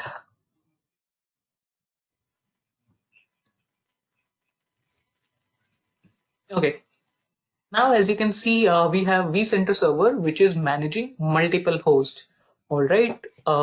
So we need to understand like what are the key components of a vCenter server. So we have a vCenter. Now vCenter server comes in two flavor. It comes in Windows because vCenter server is application. Application can be installed on Windows or it can be installed on Linux. Basically, two flavors are provided by VMware: Windows flavor as well as Linux flavor. All right. So it's your decision on which flavor you want to go. Okay. And so basically you will need appropriate server on which you will install the vCenter server application. Either you will create a Windows or it will be a Linux. Second thing that you will need is a database. Now, why do we need a database? Database is basically the central repository of all the configuration that you have done. So you have multiple hosts that are connected to the vCenter server. So what it will do, it will save all the entries of all those ESX hosts and VMs inside its database, so that whenever you log into the vCenter server, all the host that you had previously configured in vCenter server should be presented each time. It should not be like you have to do it this process again and again. So database basically save all of this data related to users, related to host, related to VMs, switches, data stores, each and everything. All the data is saved inside a database. Now this database can be Oracle, it can be SQL, or it can be PostgreSQL. PostgreSQL is only used when with Linux. All right. Apart from it, we need a identity source. Identity source basically your Active Directory AD or OpenLDAP or local. Okay.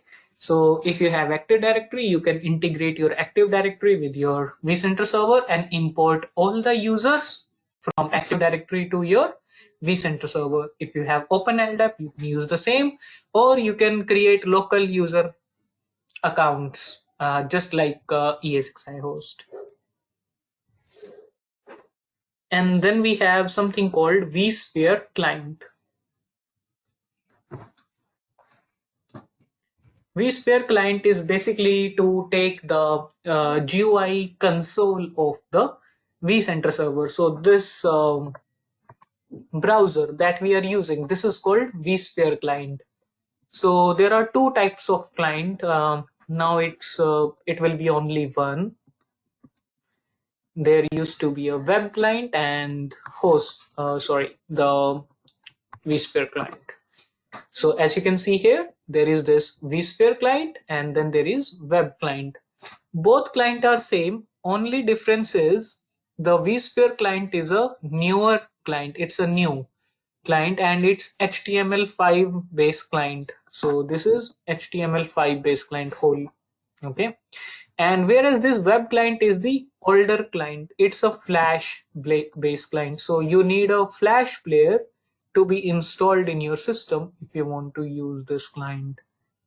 It's quite older, and 6.7 we generally don't use it. If you are using 6.0 or 6.5, then you need to use web client, but it will require a Adobe Flash player, and it's quite slow, as you can see.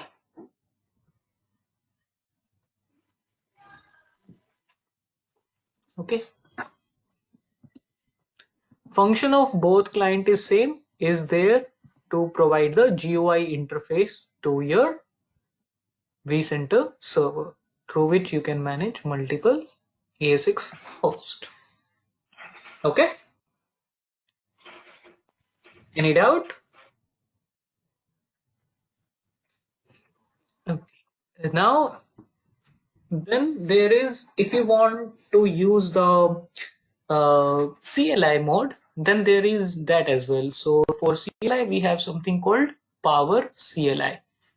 Basically, these are the PowerShell commands which are provided by VMware.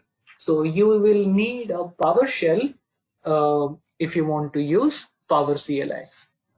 So, see, I think it should be there. Yeah.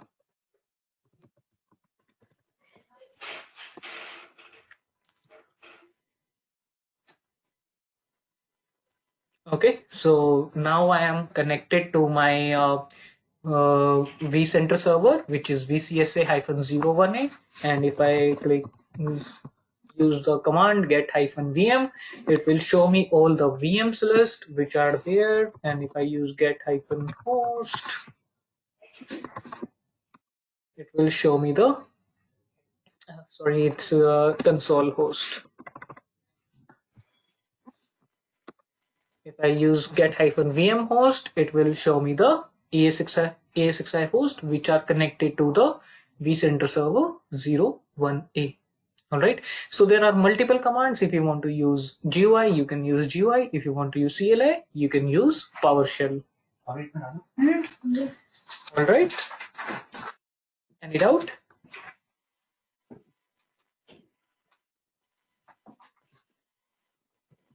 Okay, just give me a second.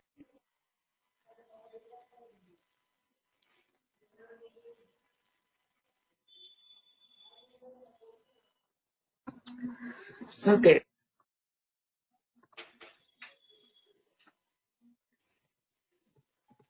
And the another integral component is the platform services controller. Basically, what used to happen before 6.0 is we had to install multiple components before we can install vCenter server. Now that has been changed, and instead of installing multiple components, we just need to install PSC, which is platform services controller. It's just a bunch of services bundled together, like single sign-on, license, lookup, certificate services, and the directory services, which are clubbed together so that you can use, which are essentials to a vCenter server. And the benefit of doing this is now, instead of installing platform services controller multiple times, I can install PSC one time and I can attach multiple vCenter servers to a single PSC. So if you see here, you can see I opened the console for VCSA-01A, but in the console I can see two vCenter servers. One is VCSA-01A, whereas the other one is VCSA-01B. So how is this possible? Because both vCenter servers are attached to a single PSC. So this is my single PSC here, and I have VC1 here and VC2 here, and both are connected to a single PSC. Because now, because PSC is providing the license and SSO and the user services. So a single user, by logging into a single PSC, it can access both VC. So I do not have to log in into different vCenter servers. I can use only one console to access multiple vCenter servers. So that is the benefit. Okay.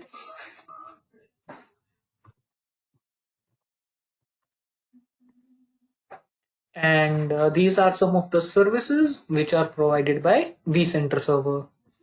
So it can provide you the update manager. The next major benefit of using vCenter server is vSphere update manager. So if you want to upgrade your ESXi host, you want to patch your ESXi host, you want to upgrade VMware tools, you want to upgrade vCenter server appliances, then you can use the vSphere update manager and you can automate the whole process. You do not have to manually patch the ESXi host. You can automate the patching process as well with the help of update manager. But this update manager can only be used to manage the patching of VMware services, that is ESXi host, vCenter server, and your VMware tools, nothing else. It does not support OS patching. Okay. Then vSphere auto deploy I already discussed while discussing the ESXi installation, that using auto deploy you can automate the installations of ESXi host. Dump collector is basically, let's suppose your ESXi host got crashed, you can remotely fetch the dumps to be shared with the VMware support team. Syslog collector for all the syslog management. And you can see the services. So you need to go to system deployment, system configuration and services, and manage whether all the services are up and running. Okay, before going to this slide, any doubt you want to ask?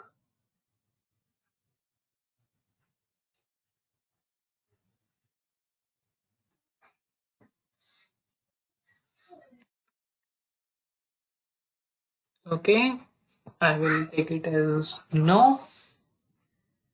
Okay, so let's see how the communication happened between the vCenter server and the ESXi host. Okay, so this is a bit crucial slide or communication that needs to be understand. So this is my vCenter server and this is my ESXi host. Okay, now in the ESXi host, there are two most important agents. One is host D, another is VPXA. Okay, host D agent is responsible for managing your hardware resources. Okay, basically, let's suppose you're creating any new VM, all right? It will need virtual resources, and those virtual resources will interact with your physical resources. So that communication will happen using host D. Okay, and the VPXA only function is to talk with vCenter server. Okay, so basically VPXA provides a common channel between ESXi host and vCenter server so that they can talk to each other. So let's suppose here is another agent called VPXD. VPXD at the vCenter server and VPXA at the ESXi host. They both talk to each other. Okay, so that they both provide a common communication channel between vCenter server and ESXi host. User can connect to web client and then vCenter server will send the request to VPXD, to VPXA, and then to esxi host. VPXA and host D also talks to each other. Okay, it's an internal communication. It's already in place. We do not need to configure anything. And if user wants to connect to host client, then basically it is connecting to the host D. Okay. Now let's see what happened. So user here says create a VM. Okay, create a VM on esxi host. So this request will be sent via web client to vCenter server. vCenter server will use VPXD. Okay, so create VM will send to vCenter server. vCenter server will use VPXD to send this request to VPXA. VPXA will forward this request to host D. Host D will create the VM on the esxi host. So the new VM will be created here.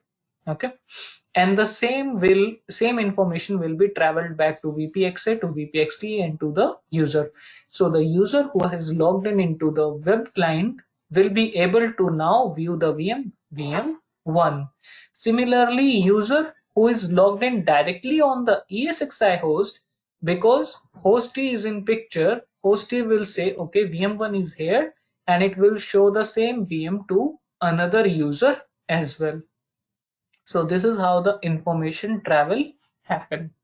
So as you can see that even if vCenter server is down, there is no impact on my VM or the esxi host. Any doubt in this communication? Yes, so where the settings, whatever we had doing at vCenter, so that will get stored on. What kind of settings? Let's say the means whatever parameters we can select for creating the VMs or the settings for the esxi host.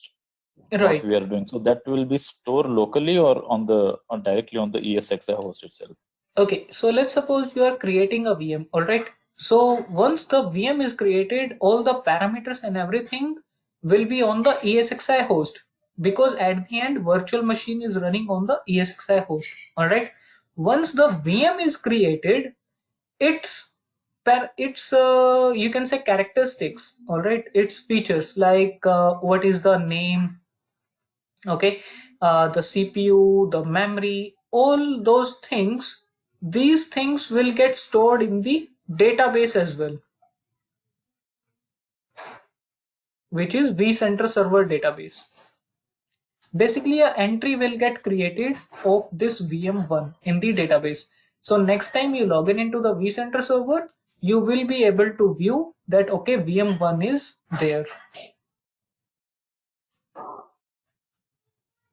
But all the initial parameters that you are selecting, we will do a lab as well, just in next couple of minutes, of how to create a VM. All the parameters that you will be selecting while creating a VM, those parameters will be passed to the esxi host.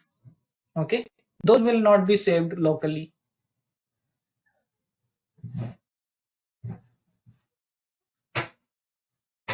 Does this clear your question? Yeah. Okay. Any other doubts? Any other question?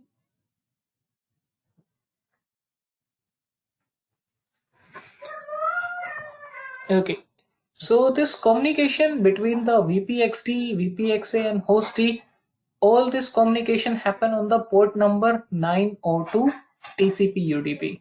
So if you have a firewall between your vCenter server and esxi host, make sure this particular port is opened. Otherwise, vCenter server will not be able to communicate with your esxi host. Okay. And basically, this module is part of the official training. So what we have covered today is the introduction to virtualization, introduction to hypervisor, introduction to software defined data center, and then what is esxi, what is virtual machine, what is vCenter server, and how esxi and virtual machine talks to each other. So we have covered those points. So if you have any doubts or any question related to these topics, just let me know.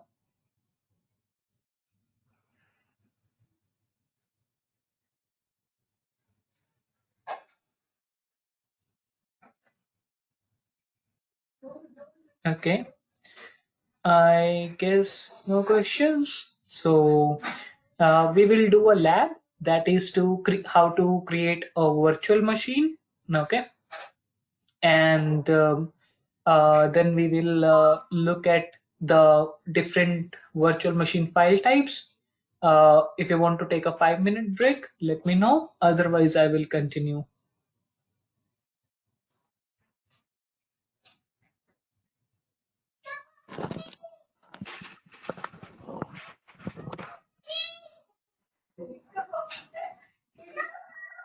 Okay, Arvind says yes. Okay, 5 minute of break. All Yeah, right, that's fine. that's fine. Yeah. All right. Why So not? it's 10:35 my time. So we will continue in next 5 minutes. So have a 5 minute break and we will meet again. I'm just here. If anybody has any doubt, just let me know. I am listening. We will continue session after 5 minutes. All right.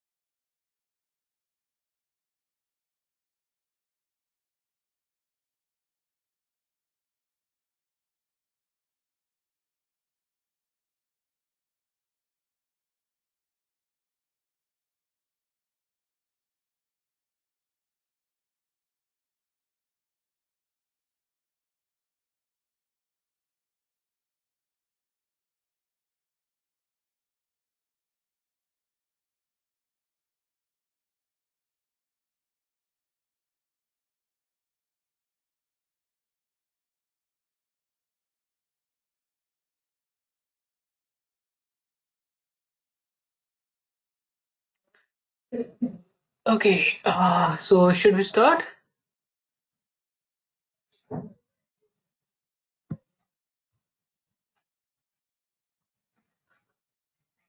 Yep. Okay.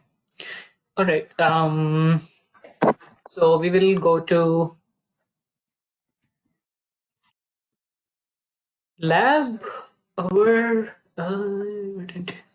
so just return to your lab, and we will start there.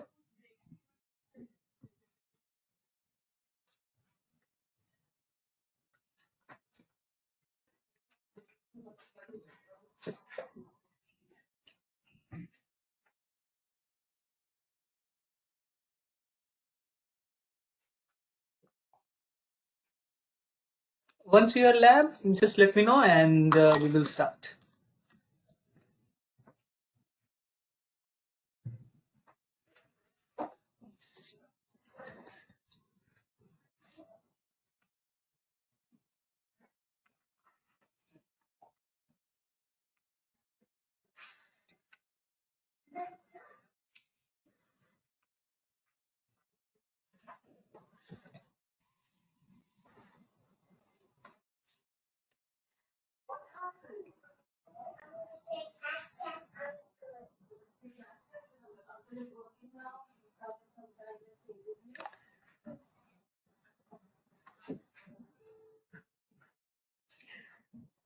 Okay, please raise your hand if you are in the lab, and then we will continue. Okay, I just want to ask, you are on 01A and monitor, right? Because I cannot see it very well, how it's split on the same screen. Mine and yours, that's why. Yep. Right, thank you.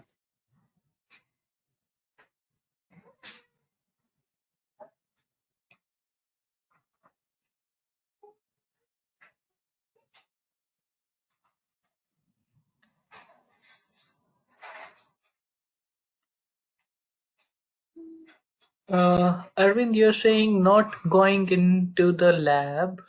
What is the issue you are facing?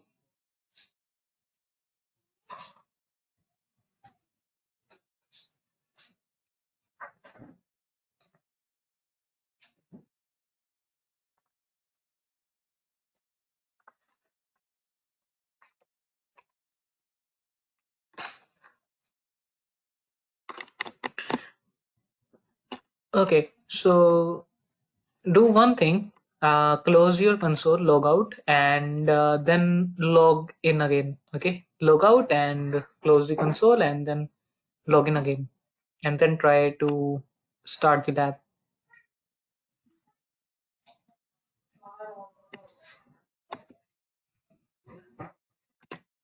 Okay.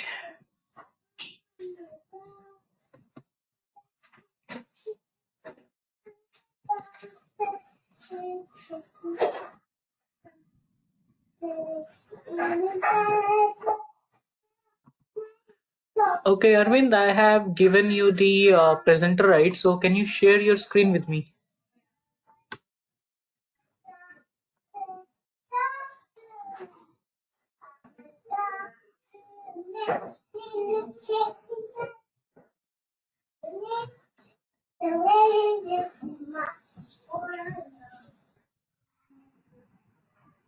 Yeah, can you see the screen? Yeah. Vinay? Yeah, I can see the screen. Okay. Yeah, open up a new tab. Okay.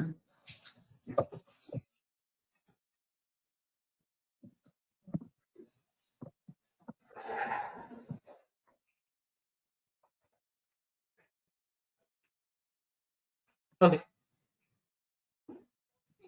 Yeah, it is.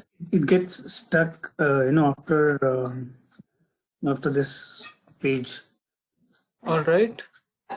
loading console.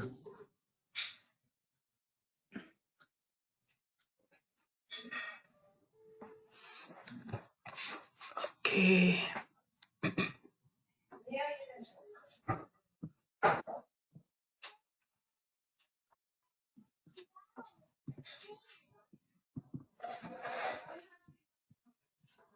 Okay, can you give me the control? Yeah, sure.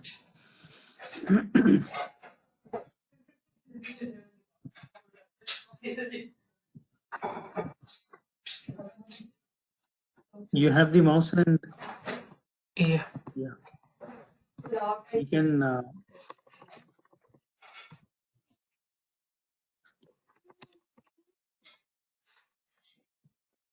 just hide this.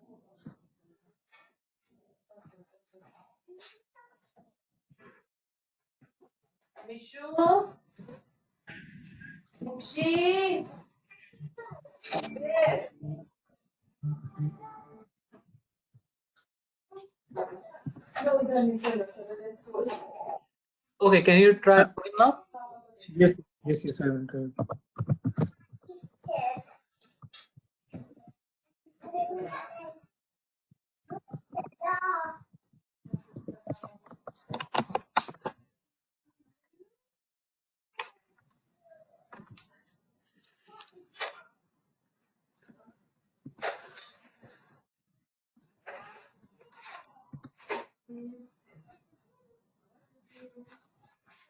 Shall I search for the lab? Yeah, just a second. Okay.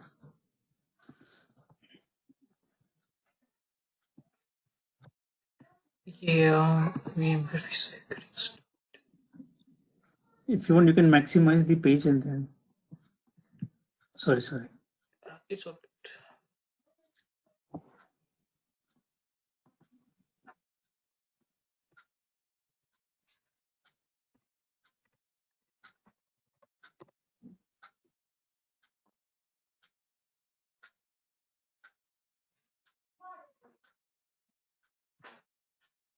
Okay. Lab and then probably. Yeah, might be the previous session is stuck. It can be. Yes. That could be the.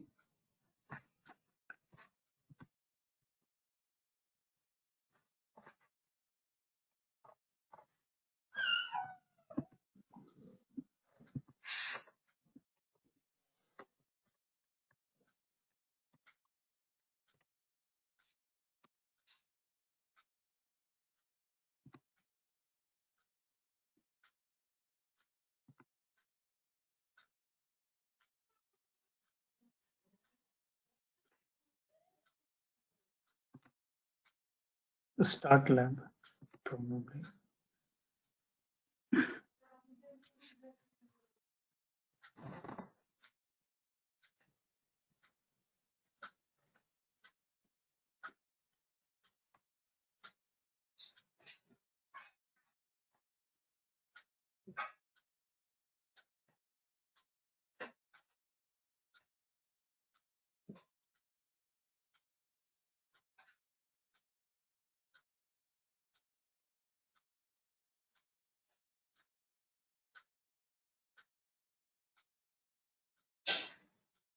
Okay, it comes up. Yeah. All right. Yeah. Thank you. No Thank you, problem. Vinay. Shall I close the control and Yeah.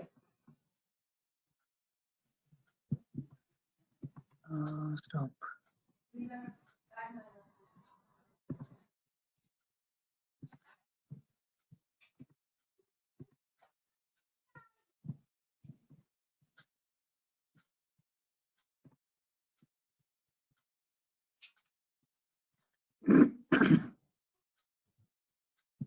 Okay. So everybody is able to see my screen?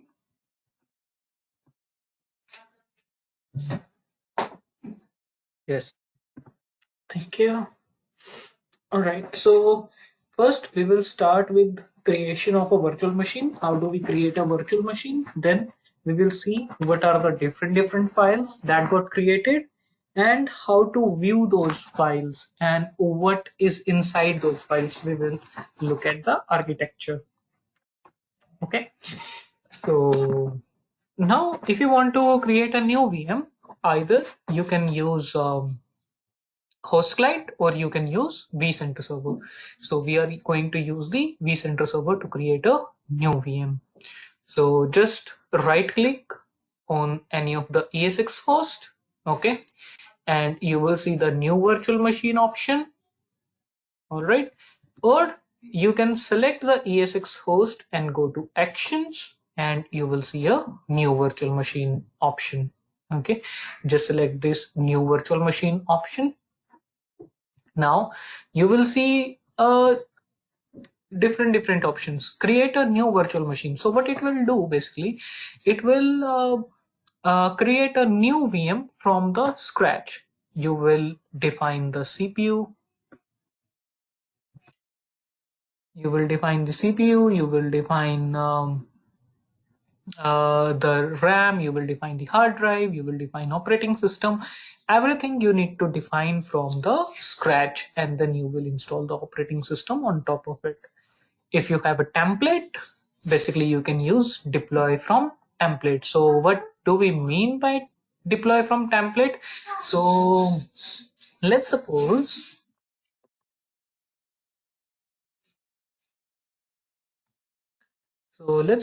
you have Windows 7. Okay, on Windows 7 you have some standard tools such as Office and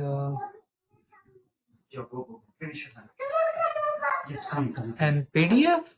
Okay, so these are the standard, means whenever you are going to create a new virtual machine, or whenever user is requesting for a new virtual machine, this is the standard set of operating system and tools that you are going to provide, right? So what we can do, we can create something called master copy of this VM. Okay, we will create a master copy, and the next time whenever we are going to deploy a new VM, we will just copy and paste the files of the same. Uh, let's suppose you have a document one. Okay, doc one is there. Inside there is letter. Okay, a letter has been written. Now, if you copy paste this doc one, so all the content that is inside doc one will be there in this new document as well, right? Similar Yes. process happen for the template as well. In the template, we create a master copy, and whenever we use copy from template or clone from template, basically what we are doing, we are just copy pasting those files with a new name. So all the content that is inside those files will get copied or will get cloned to the new files.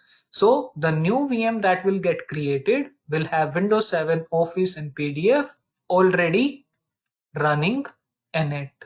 So this will save my time of installing the operating system, installing all the tools. So that is the benefit of using template. So we will create a I will show you both process. We have a template here, and we will use that to create a virtual machine. But first, let's see how to create a new virtual machine from the scratch. So create a new virtual machine, click next. It will ask you a name. So let's give it a name. Okay, so I give it a name lab-win-01.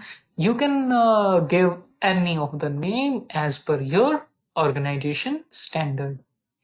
Then select the location where it will be, whether you are going to create it vCenter server 01 or whether you are going to create it in vCenter server 01B. So we are going to create it in vCenter server 01A. Next. Then it will ask me on which host I want to create the VM. I will select host 02. You can select host 01. It doesn't matter. Next, now it will ask for the storage. So I had a previous question like where the files will get stored. So while creating a new VM, it will ask me for the storage as well, like where all the files of the VM will get stored. So we have a data store called reason A01-iscsi01-compute. So we will select this data store, click next. Then we need to select the compatibility level. Compatibility level is something like, you can say, what features will be present. We are going to cover this in little bit details tomorrow, but what you can understand, so let's suppose you have brought a PC, you have bought a PC in 2014, so it will have certain features in it, and you have bought a newer PC in 2019, so it will have more new features present in them, right? So who define these features? Basically the motherboard and the CPU, combining these two define those features. Similarly, if I select the newer ESXi host, it will have more features, or if I select the less ESXi host, like if I select, let's suppose I selected 5.1, so it will have very less number of features. Okay, but the benefit of selecting the less one is I can run this VM on any of the ESXi host. What does it mean? So let's suppose you have 4 ESXi hosts. One is 6.5, one is 6.0, one is 5.5, and one is 5.1. So you have 4 ESXi hosts which are in a single data center. Now you are creating a new virtual machine. If you create a virtual machine compatible with 6.5, this VM can only run on 6.5 because it has more number of new features which are not present on 6.0, 5.5, and 5.1. Okay, now if your 6.5 host got crashed, your VM will be shut down. You will not be able to run it on 6.0, 5.5, or 5.1. So in this particular case, which type of VM we will create? We will create VM which is compatible with 5.1, because this VM can run on 5.1, it can run on 5.5, it can run on 6.0, or it can run on 6.5. So this is very once in a case scenario. You will not find these kind of scenarios in production, but yes, it can be there. So generally, if you have a mix uh, version cluster, basically in a same cluster you have different version of ESXi host, we will select the lowest one. In our case, both ESXi hosts are 6.7, so we will select the 6.7. Then it will ask me which type of operating system we are going to install on this VM. So we will select the appropriate value accordingly, which guest operating system you will be installing. It can be 2008, Windows 7, Linux, other. All right. Select next, and then it will ask you for the customization of hardware. Now, what VMware does is the guest OS version which you are selecting, it will, some of the hardware it will select automatically for you. Like you see here, this new SCSI controller, it's automatically selected as LSI Logic SAS. All right, and if I click on the network, you will see the adapter type is automatically selected as E1000. If I click on back and select a newer operating system, now if you will see the network, this has been changed to E1000E. So basically what VMware is doing, it is selecting the appropriate values for your hardware values for your operating system. Sometimes what happen is you select incorrect guest operating system, and when we try to install the OS, we are not able to find the hard drive, or we are not able to find the network card. So this can be due to because we selected the incorrect guest operating system, and accordingly the hardware values are selected incorrectly. So another example can be I selected 2003. Next. Now if you will see, the SCSI controller has been changed to LSI Logic Parallel. So you need to make sure that whatever guest operating system you are selecting is the correct one. Okay, so we will just randomly select any one, click next. Then you can define how many CPU, you can increase the CPU or decrease the CPU value. You can change the memory value. Currently it's 4 GB, you can take it to 8 GB, you can give it 1 GB, or you can do it 2 GB. Whatever that is required. Then you can select the new hard drive. It can, if you want to increase the size, decrease the size. Then you can select the value as well. And similarly, you can select the controller, the network. So all of these settings you need to define. Rest, most of the settings will be selected automatically. So the main focus that you need to do is CPU, memory, hard drive, and network. Click next. It will give you a summary. Review the summary and click on finish. So we have a new VM called lab-win-01 which got created. It's on esxi. Now if I go to host client,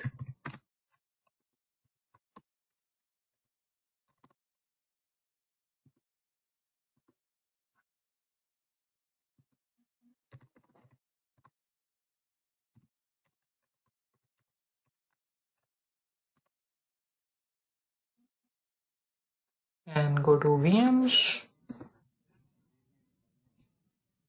then you will see I am able to see the lab-win-01 from the host 2 as well. So that's why this communication that I was telling you about is important. This that user requested from the web client, it got VPXD to VPXA to host D. Now when user is directly connecting to host D, it will see the same information which is presented from the vCenter server. There will be no disambiguity of there will be no ambiguity of the information. Right? Any doubt related to creation of VM?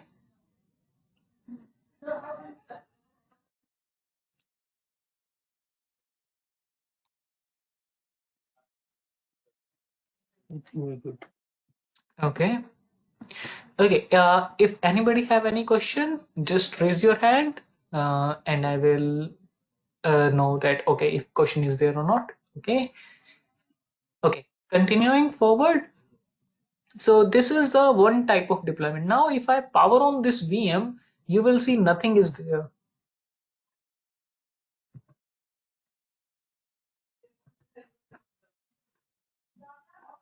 It will just say no operating system found. So we need to install the operating system and install each and everything.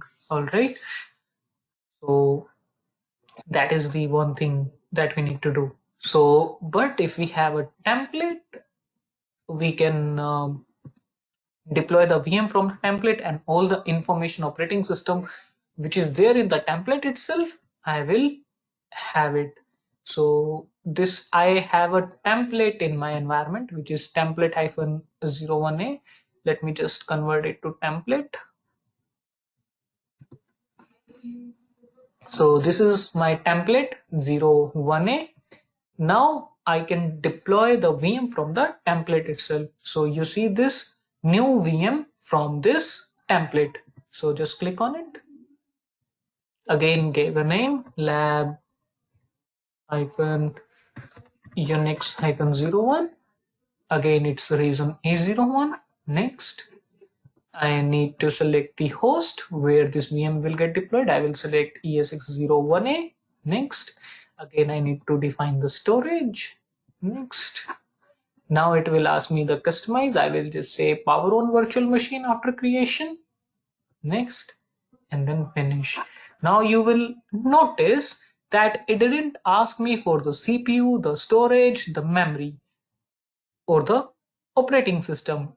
All of these values were predefined in the template. So all the values have been fetched from the template itself.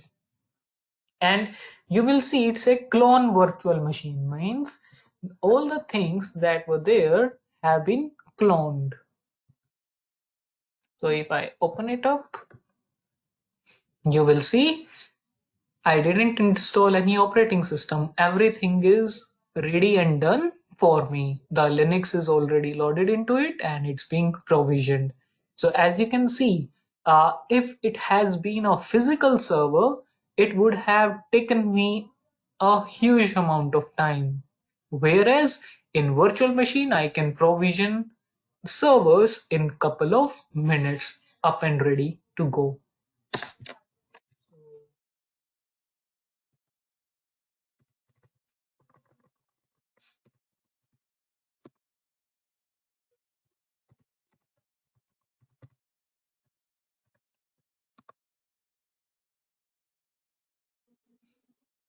Not sure what's the password of this one. I think they haven't provided the password.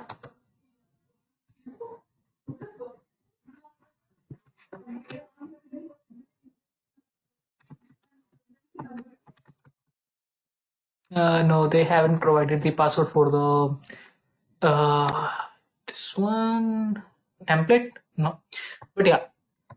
So you get the idea that the whole server is up and running, right? So any doubt? Yes, me. On Regarding the template, sorry, interrupting you. Regarding the template, where did you select to add it on the VM that we created earlier? Just give me a second. Yeah, sorry, you were saying the template. Right. What's the question? Yes, we had created a new VM, Right. which it was empty because it didn't have the image inside. So where did we get the template? How did we do that? The steps. Oh, how did we create a template? Is that you are Yeah, asking? it was fast. I lost it. Right. So basically, the process of creating a template is from the scratch itself. So let's suppose I have created this lab-win-01, right? It's an empty VM right now. So to create it as a template, I need to install the operating system on top of it. So I will install the operating system. Then I will install the necessary tools, like which are the standard tools, which needs to be there in each and every system. I will install them. Once that is done, I will power off the VM. Once the VM is powered off, I will right click on it. There will be an option called template and I will click on convert to template. Once it is converted to template, it will be in the powered off state. Now I cannot modify it. If I right click on it, you will see that all the modification options have been disabled, right? So now just I need to right click on it and deploy the VM from this template. So yes, for the first time you need to deploy the VM, you need to install the OS and install the standard operating tools, and then you can convert it to template. Okay, so how to install that one? Like, let's say if we are having an ISO image of any operating system, so means if we are having ISO image on our local system, or so how to install that one? Like, Okay, all right. So let me first convert it to virtual machine.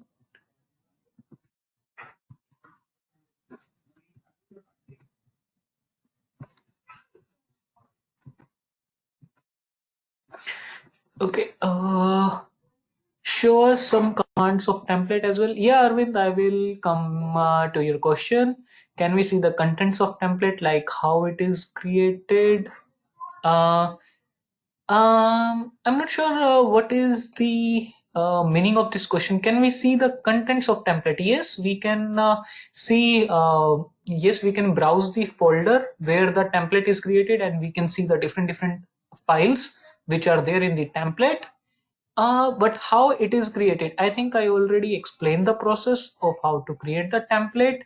Commands I will come sometime later on. That is there in the agenda. So it will be there. So just please hold on for a moment. Yeah, and I had a question of how to we have a local ISO on the system. How do we attach it to the VM, right?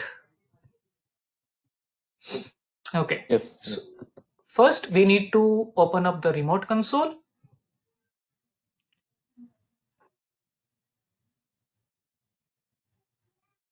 Once the remote console is open, go to VMRC. There will be option removable devices. Go to CD DVD drive, connect to disk image file ISO. Click on browse and it will take you to the local system. Just go to the this ISO. I will just select the Linux micro ISO, click open. It will be now connected. All right, just send Control Alt L and then it will boot from the ISO itself. Okay. I think because I selected the incorrect operating system, it's a Linux one, whereas I selected the Windows one. But yeah, so this is how you can connect the ISO. Is it all right now? Okay. Yeah. All right. Okay. So this is the creation of the VM. Any other question you want to ask?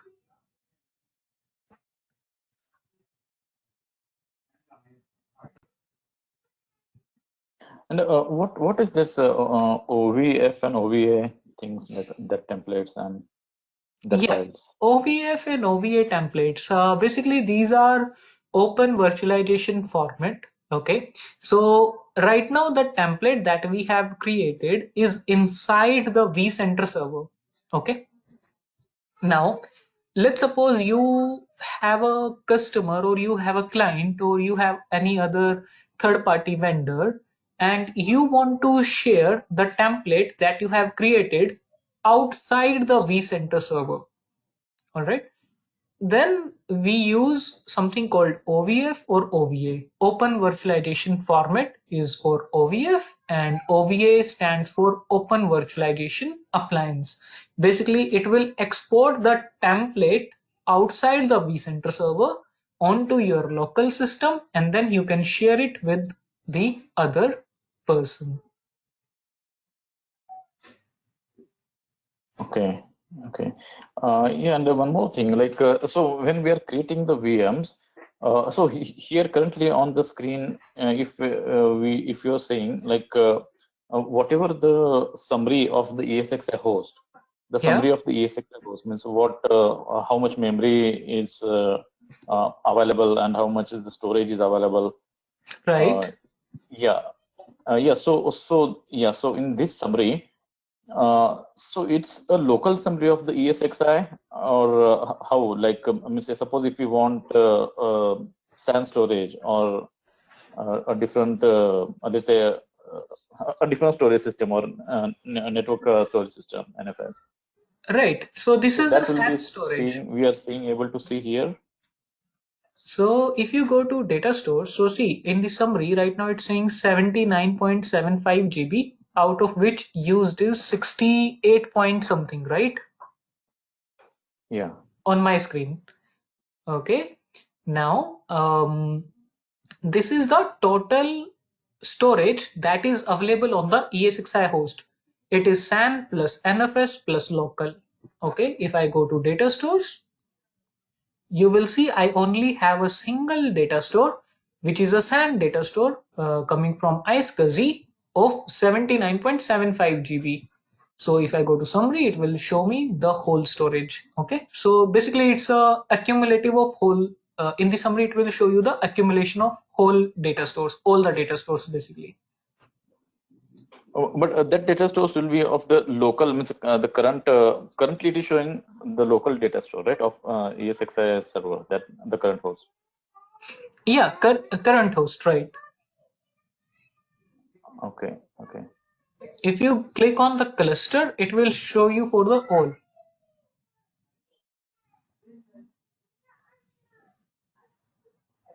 Okay. Reason A01-comp01 is the cluster. Now you will see the memory is 10 GB now instead of 5 GB.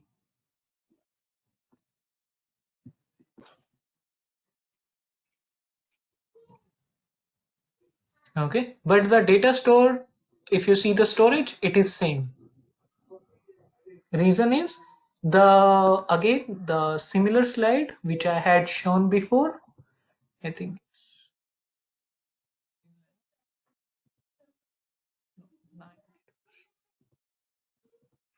9, because in the production scenario we have multiple hypervisor connected to a single storage. Okay, so the size of this storage is 79. Okay, so that's why you are seeing 79 GB storage on first host as well as on second host.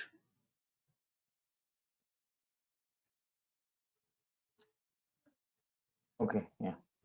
Yeah. All right. Any other question related to creation of virtual machine? If not, then I will move forward with the file types.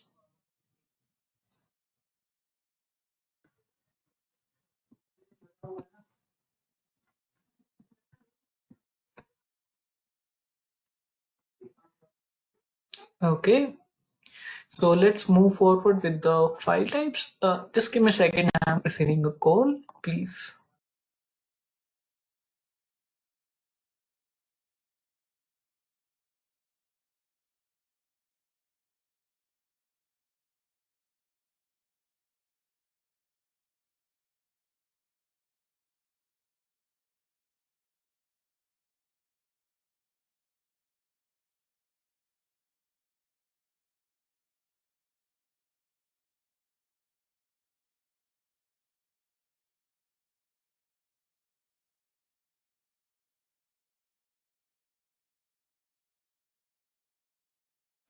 Okay, sorry about that. So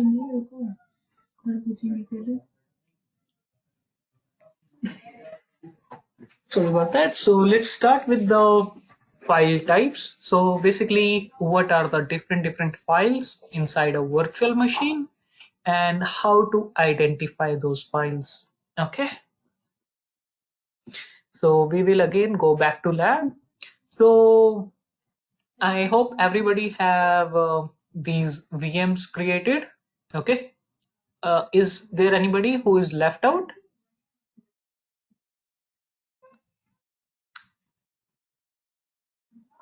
Okay, I'm assuming everybody have completed their VM creation. Okay, thank you. Does it have the operating system inside? No, Because I no, think we do not need the operating system inside. It just we need a VM. Yeah. all right. Okay. Now, so there are two ways to view the virtual machine files. Okay. One is the GUI again. So if you want to view using GUI, go to storage menu. This is the third icon. Okay. Browse the data store. You will see the data store in which we created the VM. Go to files. Inside the file, like I was saying, you will see the folder of the VM that we have created. So let's see the lab-win-01, and inside there are multiple files. Okay, so these are the different files that are present inside the folder. Okay, so this is to view using GUI. Another way we can use is the CLI. So we will go to esx-01a. Just type the name of the esxi host on which you had created your VM.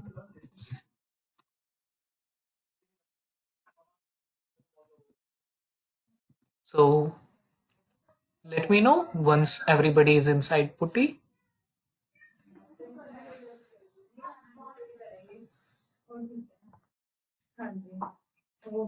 Okay. So we will type cd emfs, press tab, then volumes tab, enter. Is everybody following me? Yeah, it can be ESX-01A or ESX-02A. Anyone?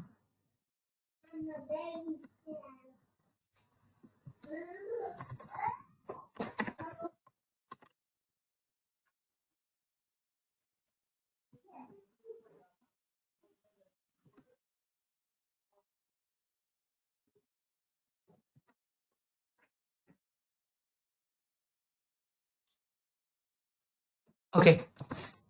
So now press ls, which is list. You will see your data store, which is reason A01-iscsi01. Just double click on it and it will get copied. Press type cd, right click, enter.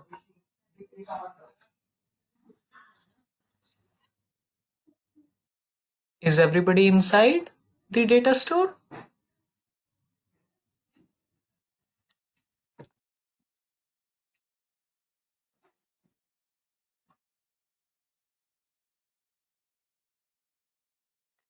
Then press again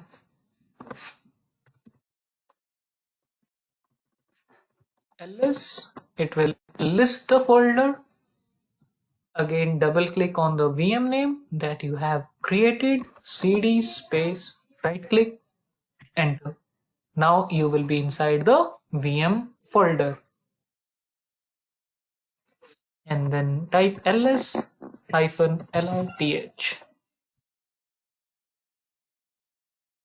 So are you able to view similar kind of files in your VM folder?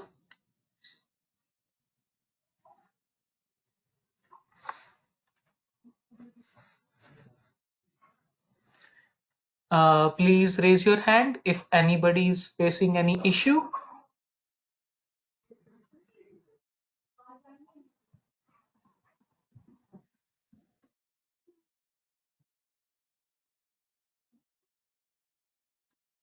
Okay, no hands raised. So I assume everybody is on the same page with me.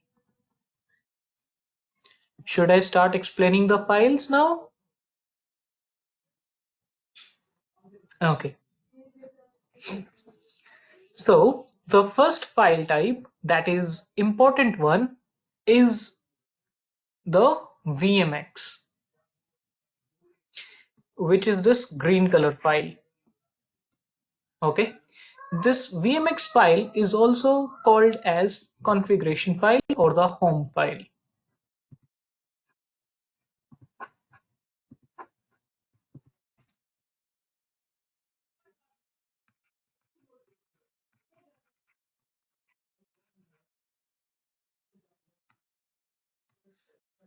Okay. .vmx, which is a configuration file. So what is the configuration file? Basically, configuration file will have all the configuration related items like how much CPU, how much RAM, how much hard drive, which SCSI controller, which network you have provided to your VM. Okay, basically it is helpful in the allocation of the virtual resources. I can view the content of the VMX file as well. So you will see all this SCSI 0 dev type, it's CD-ROM. What is the scheduler CPU min shares, the what is at the PCI bridge, PCI slot number.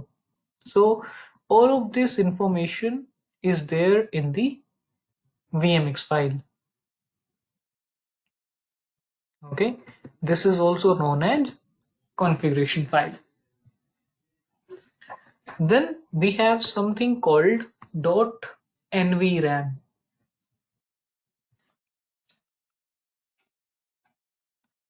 This is also called as BIOS file. all the BIOS settings, whether it's a UEFI BIOS or legacy BIOS, it's saved inside the NVRAM file. If this file get deleted, basically all of your BIOS settings will get reset. It's something similar like pulling out the CMOS battery out of your system. Then we have something called VMware.log.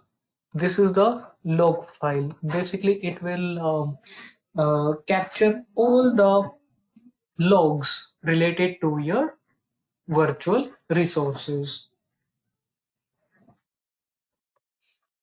Now, the most important file that you will see here is this flat.vmdk and .vmdk. Okay. So what this vmdk file is, basically it is your hard drive file. If I cat it, you will see what is the total number of sectors, total number of heads, cylinders, blocks. All right. So this is basically a metadata about data. Means it will contain the information about your hard drive. It's like physical characteristics of a hard drive. And flat.vmdk will have all the raw data in the form of ones and zeros. We cannot read a vmdk file. So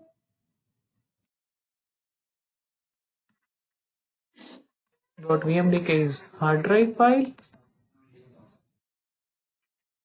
Flat.vmdk is a raw data file. So basically these two combine your hard drive. If any of the file goes missing, you will lost your data. If .lck is present at the end of any file, it is a lock file. To ensure that nobody can perform any changes to the file. Generally, you will see this for all the power on VMs.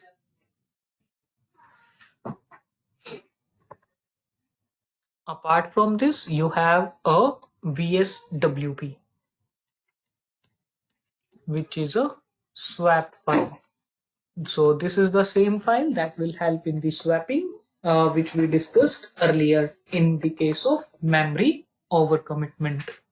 So VMware will move the idle content of RAM to this file and from this to RAM.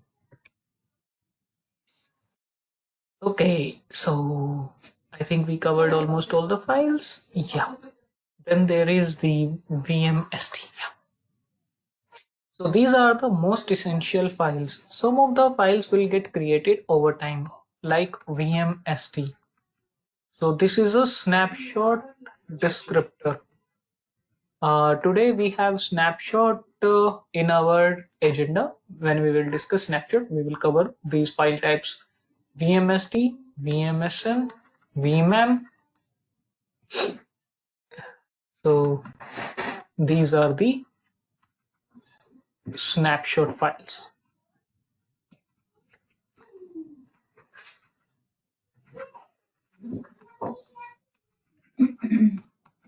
And then there is delta.vmdk.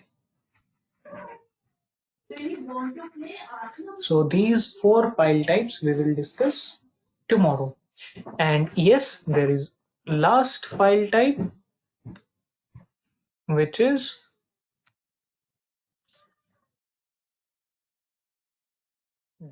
.vmtx. So this is a template file which is only present in case of a template. So these are all the files and their file types. So any doubts related to the different files and their functions and how to view them? Sorry, but so say to sorry. I'm sorry, Mama. I'm sorry, Auntie. It's okay. She's Hello. a good girl. Are you guys able to hear me? Yep. All right. So any questions related to the VM files?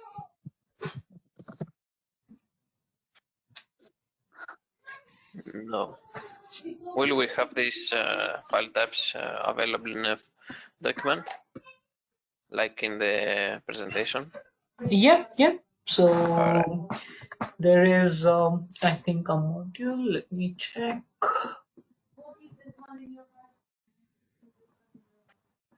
Yeah, creating virtual machine. So I will share these two modules with you. So here you can see the different file types and their short description. Right? Alright, yeah, thanks. Yeah, sure. I will share these two, and hopefully by tomorrow, and you will have them. All right.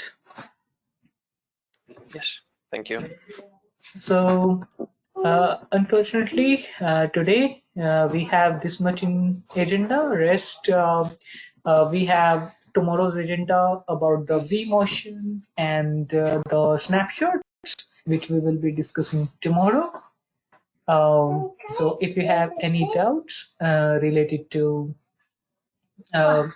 any of the topics that we have discussed today, please let me know, and I will take those questions. How do you pee?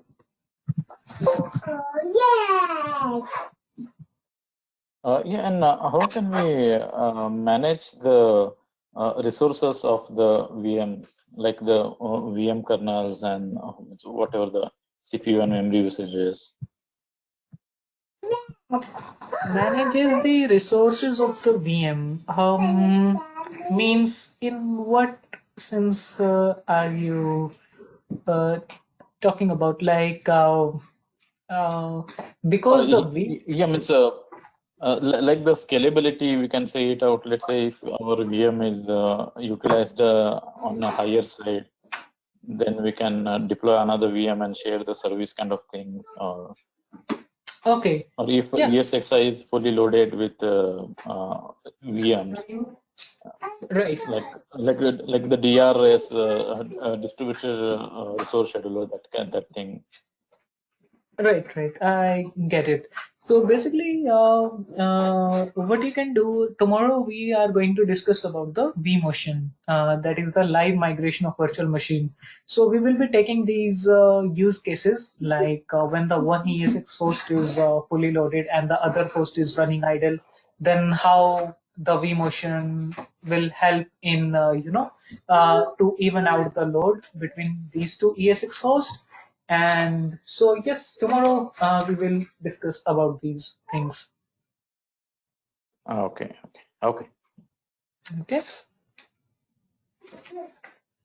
Any other question?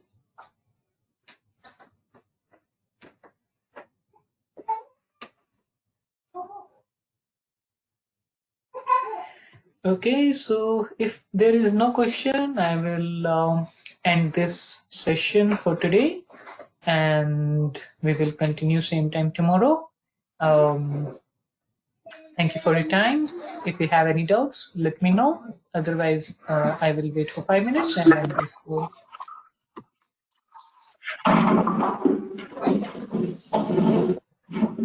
Thanks a lot Thank for your you. time, No problem. availability on our questions.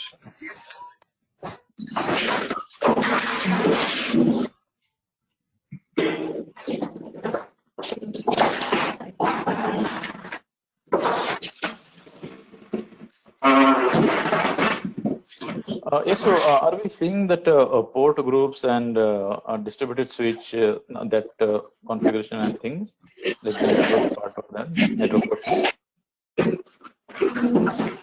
Distributed port groups, sorry, what? Yeah, the port groups and means whatever port groups we will create to communicate with the VM to the network. Right.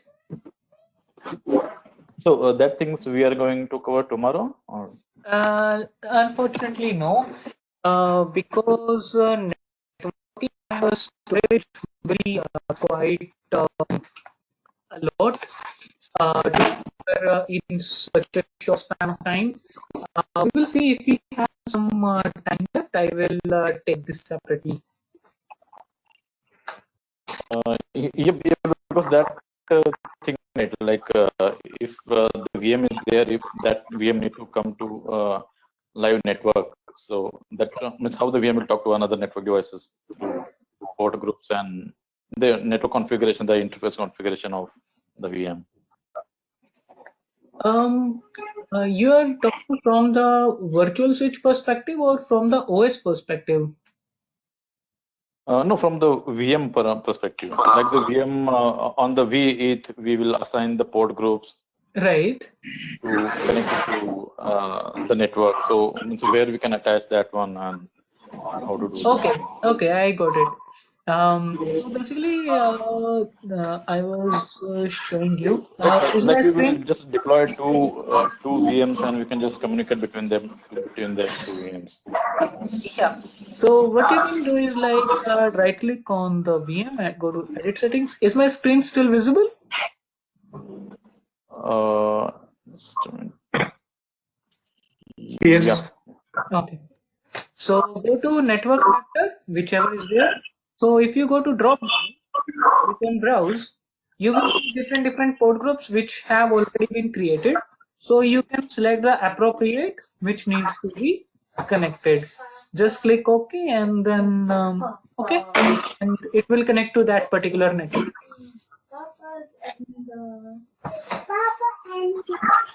Okay. Okay. Yeah. So we can create the port groups and attach it to this VM like this. Right. So then this VM should be reachable over the network. Right, but for that you need to have some prerequisites in place.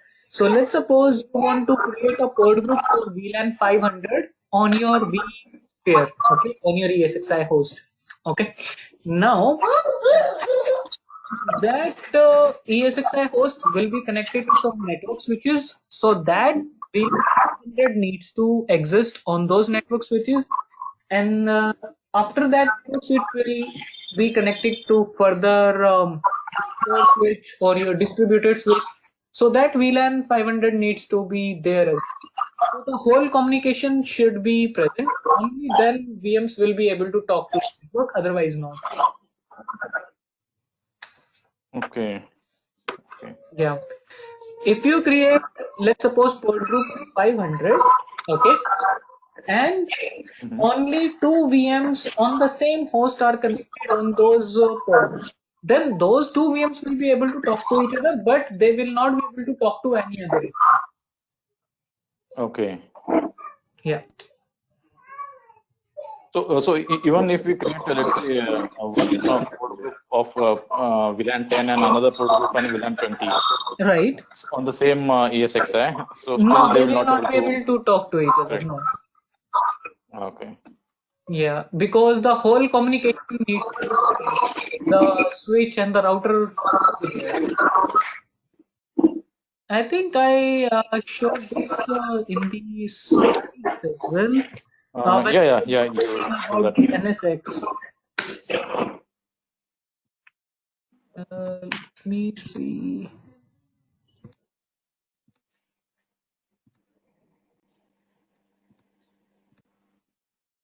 Yeah. Here, on the same ESX host, okay, I have three VMs which belongs to different network 10, 20, and 30. Alright. Now, VM wants to talk to VM2, which two are on the different ESX host. So, how communication will happen? It will send the packet to ESX. ESX will send the packet to switch. Switch will send it to further L3 device. L3 will do the routing. Then it will send it back to the ESXi host. It will be received by VM2. So the whole communication needs to be in place. If at any one place it is broken, your VM will not be able to talk. Okay. Okay. Yeah. Fine. Got it. Okay. Okay. All right.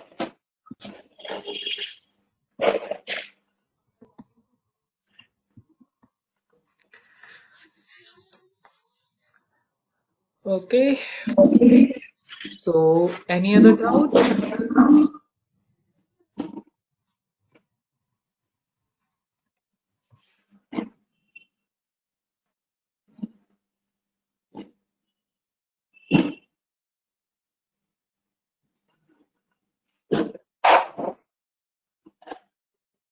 So you are sharing that PDF, right? PDF and.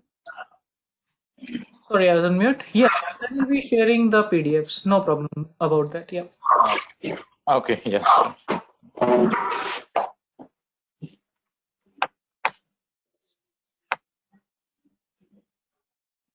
Okay, guys. Thank you for your time. And so we'll end this call, and tomorrow I will open the call at the same time. Thank you so much.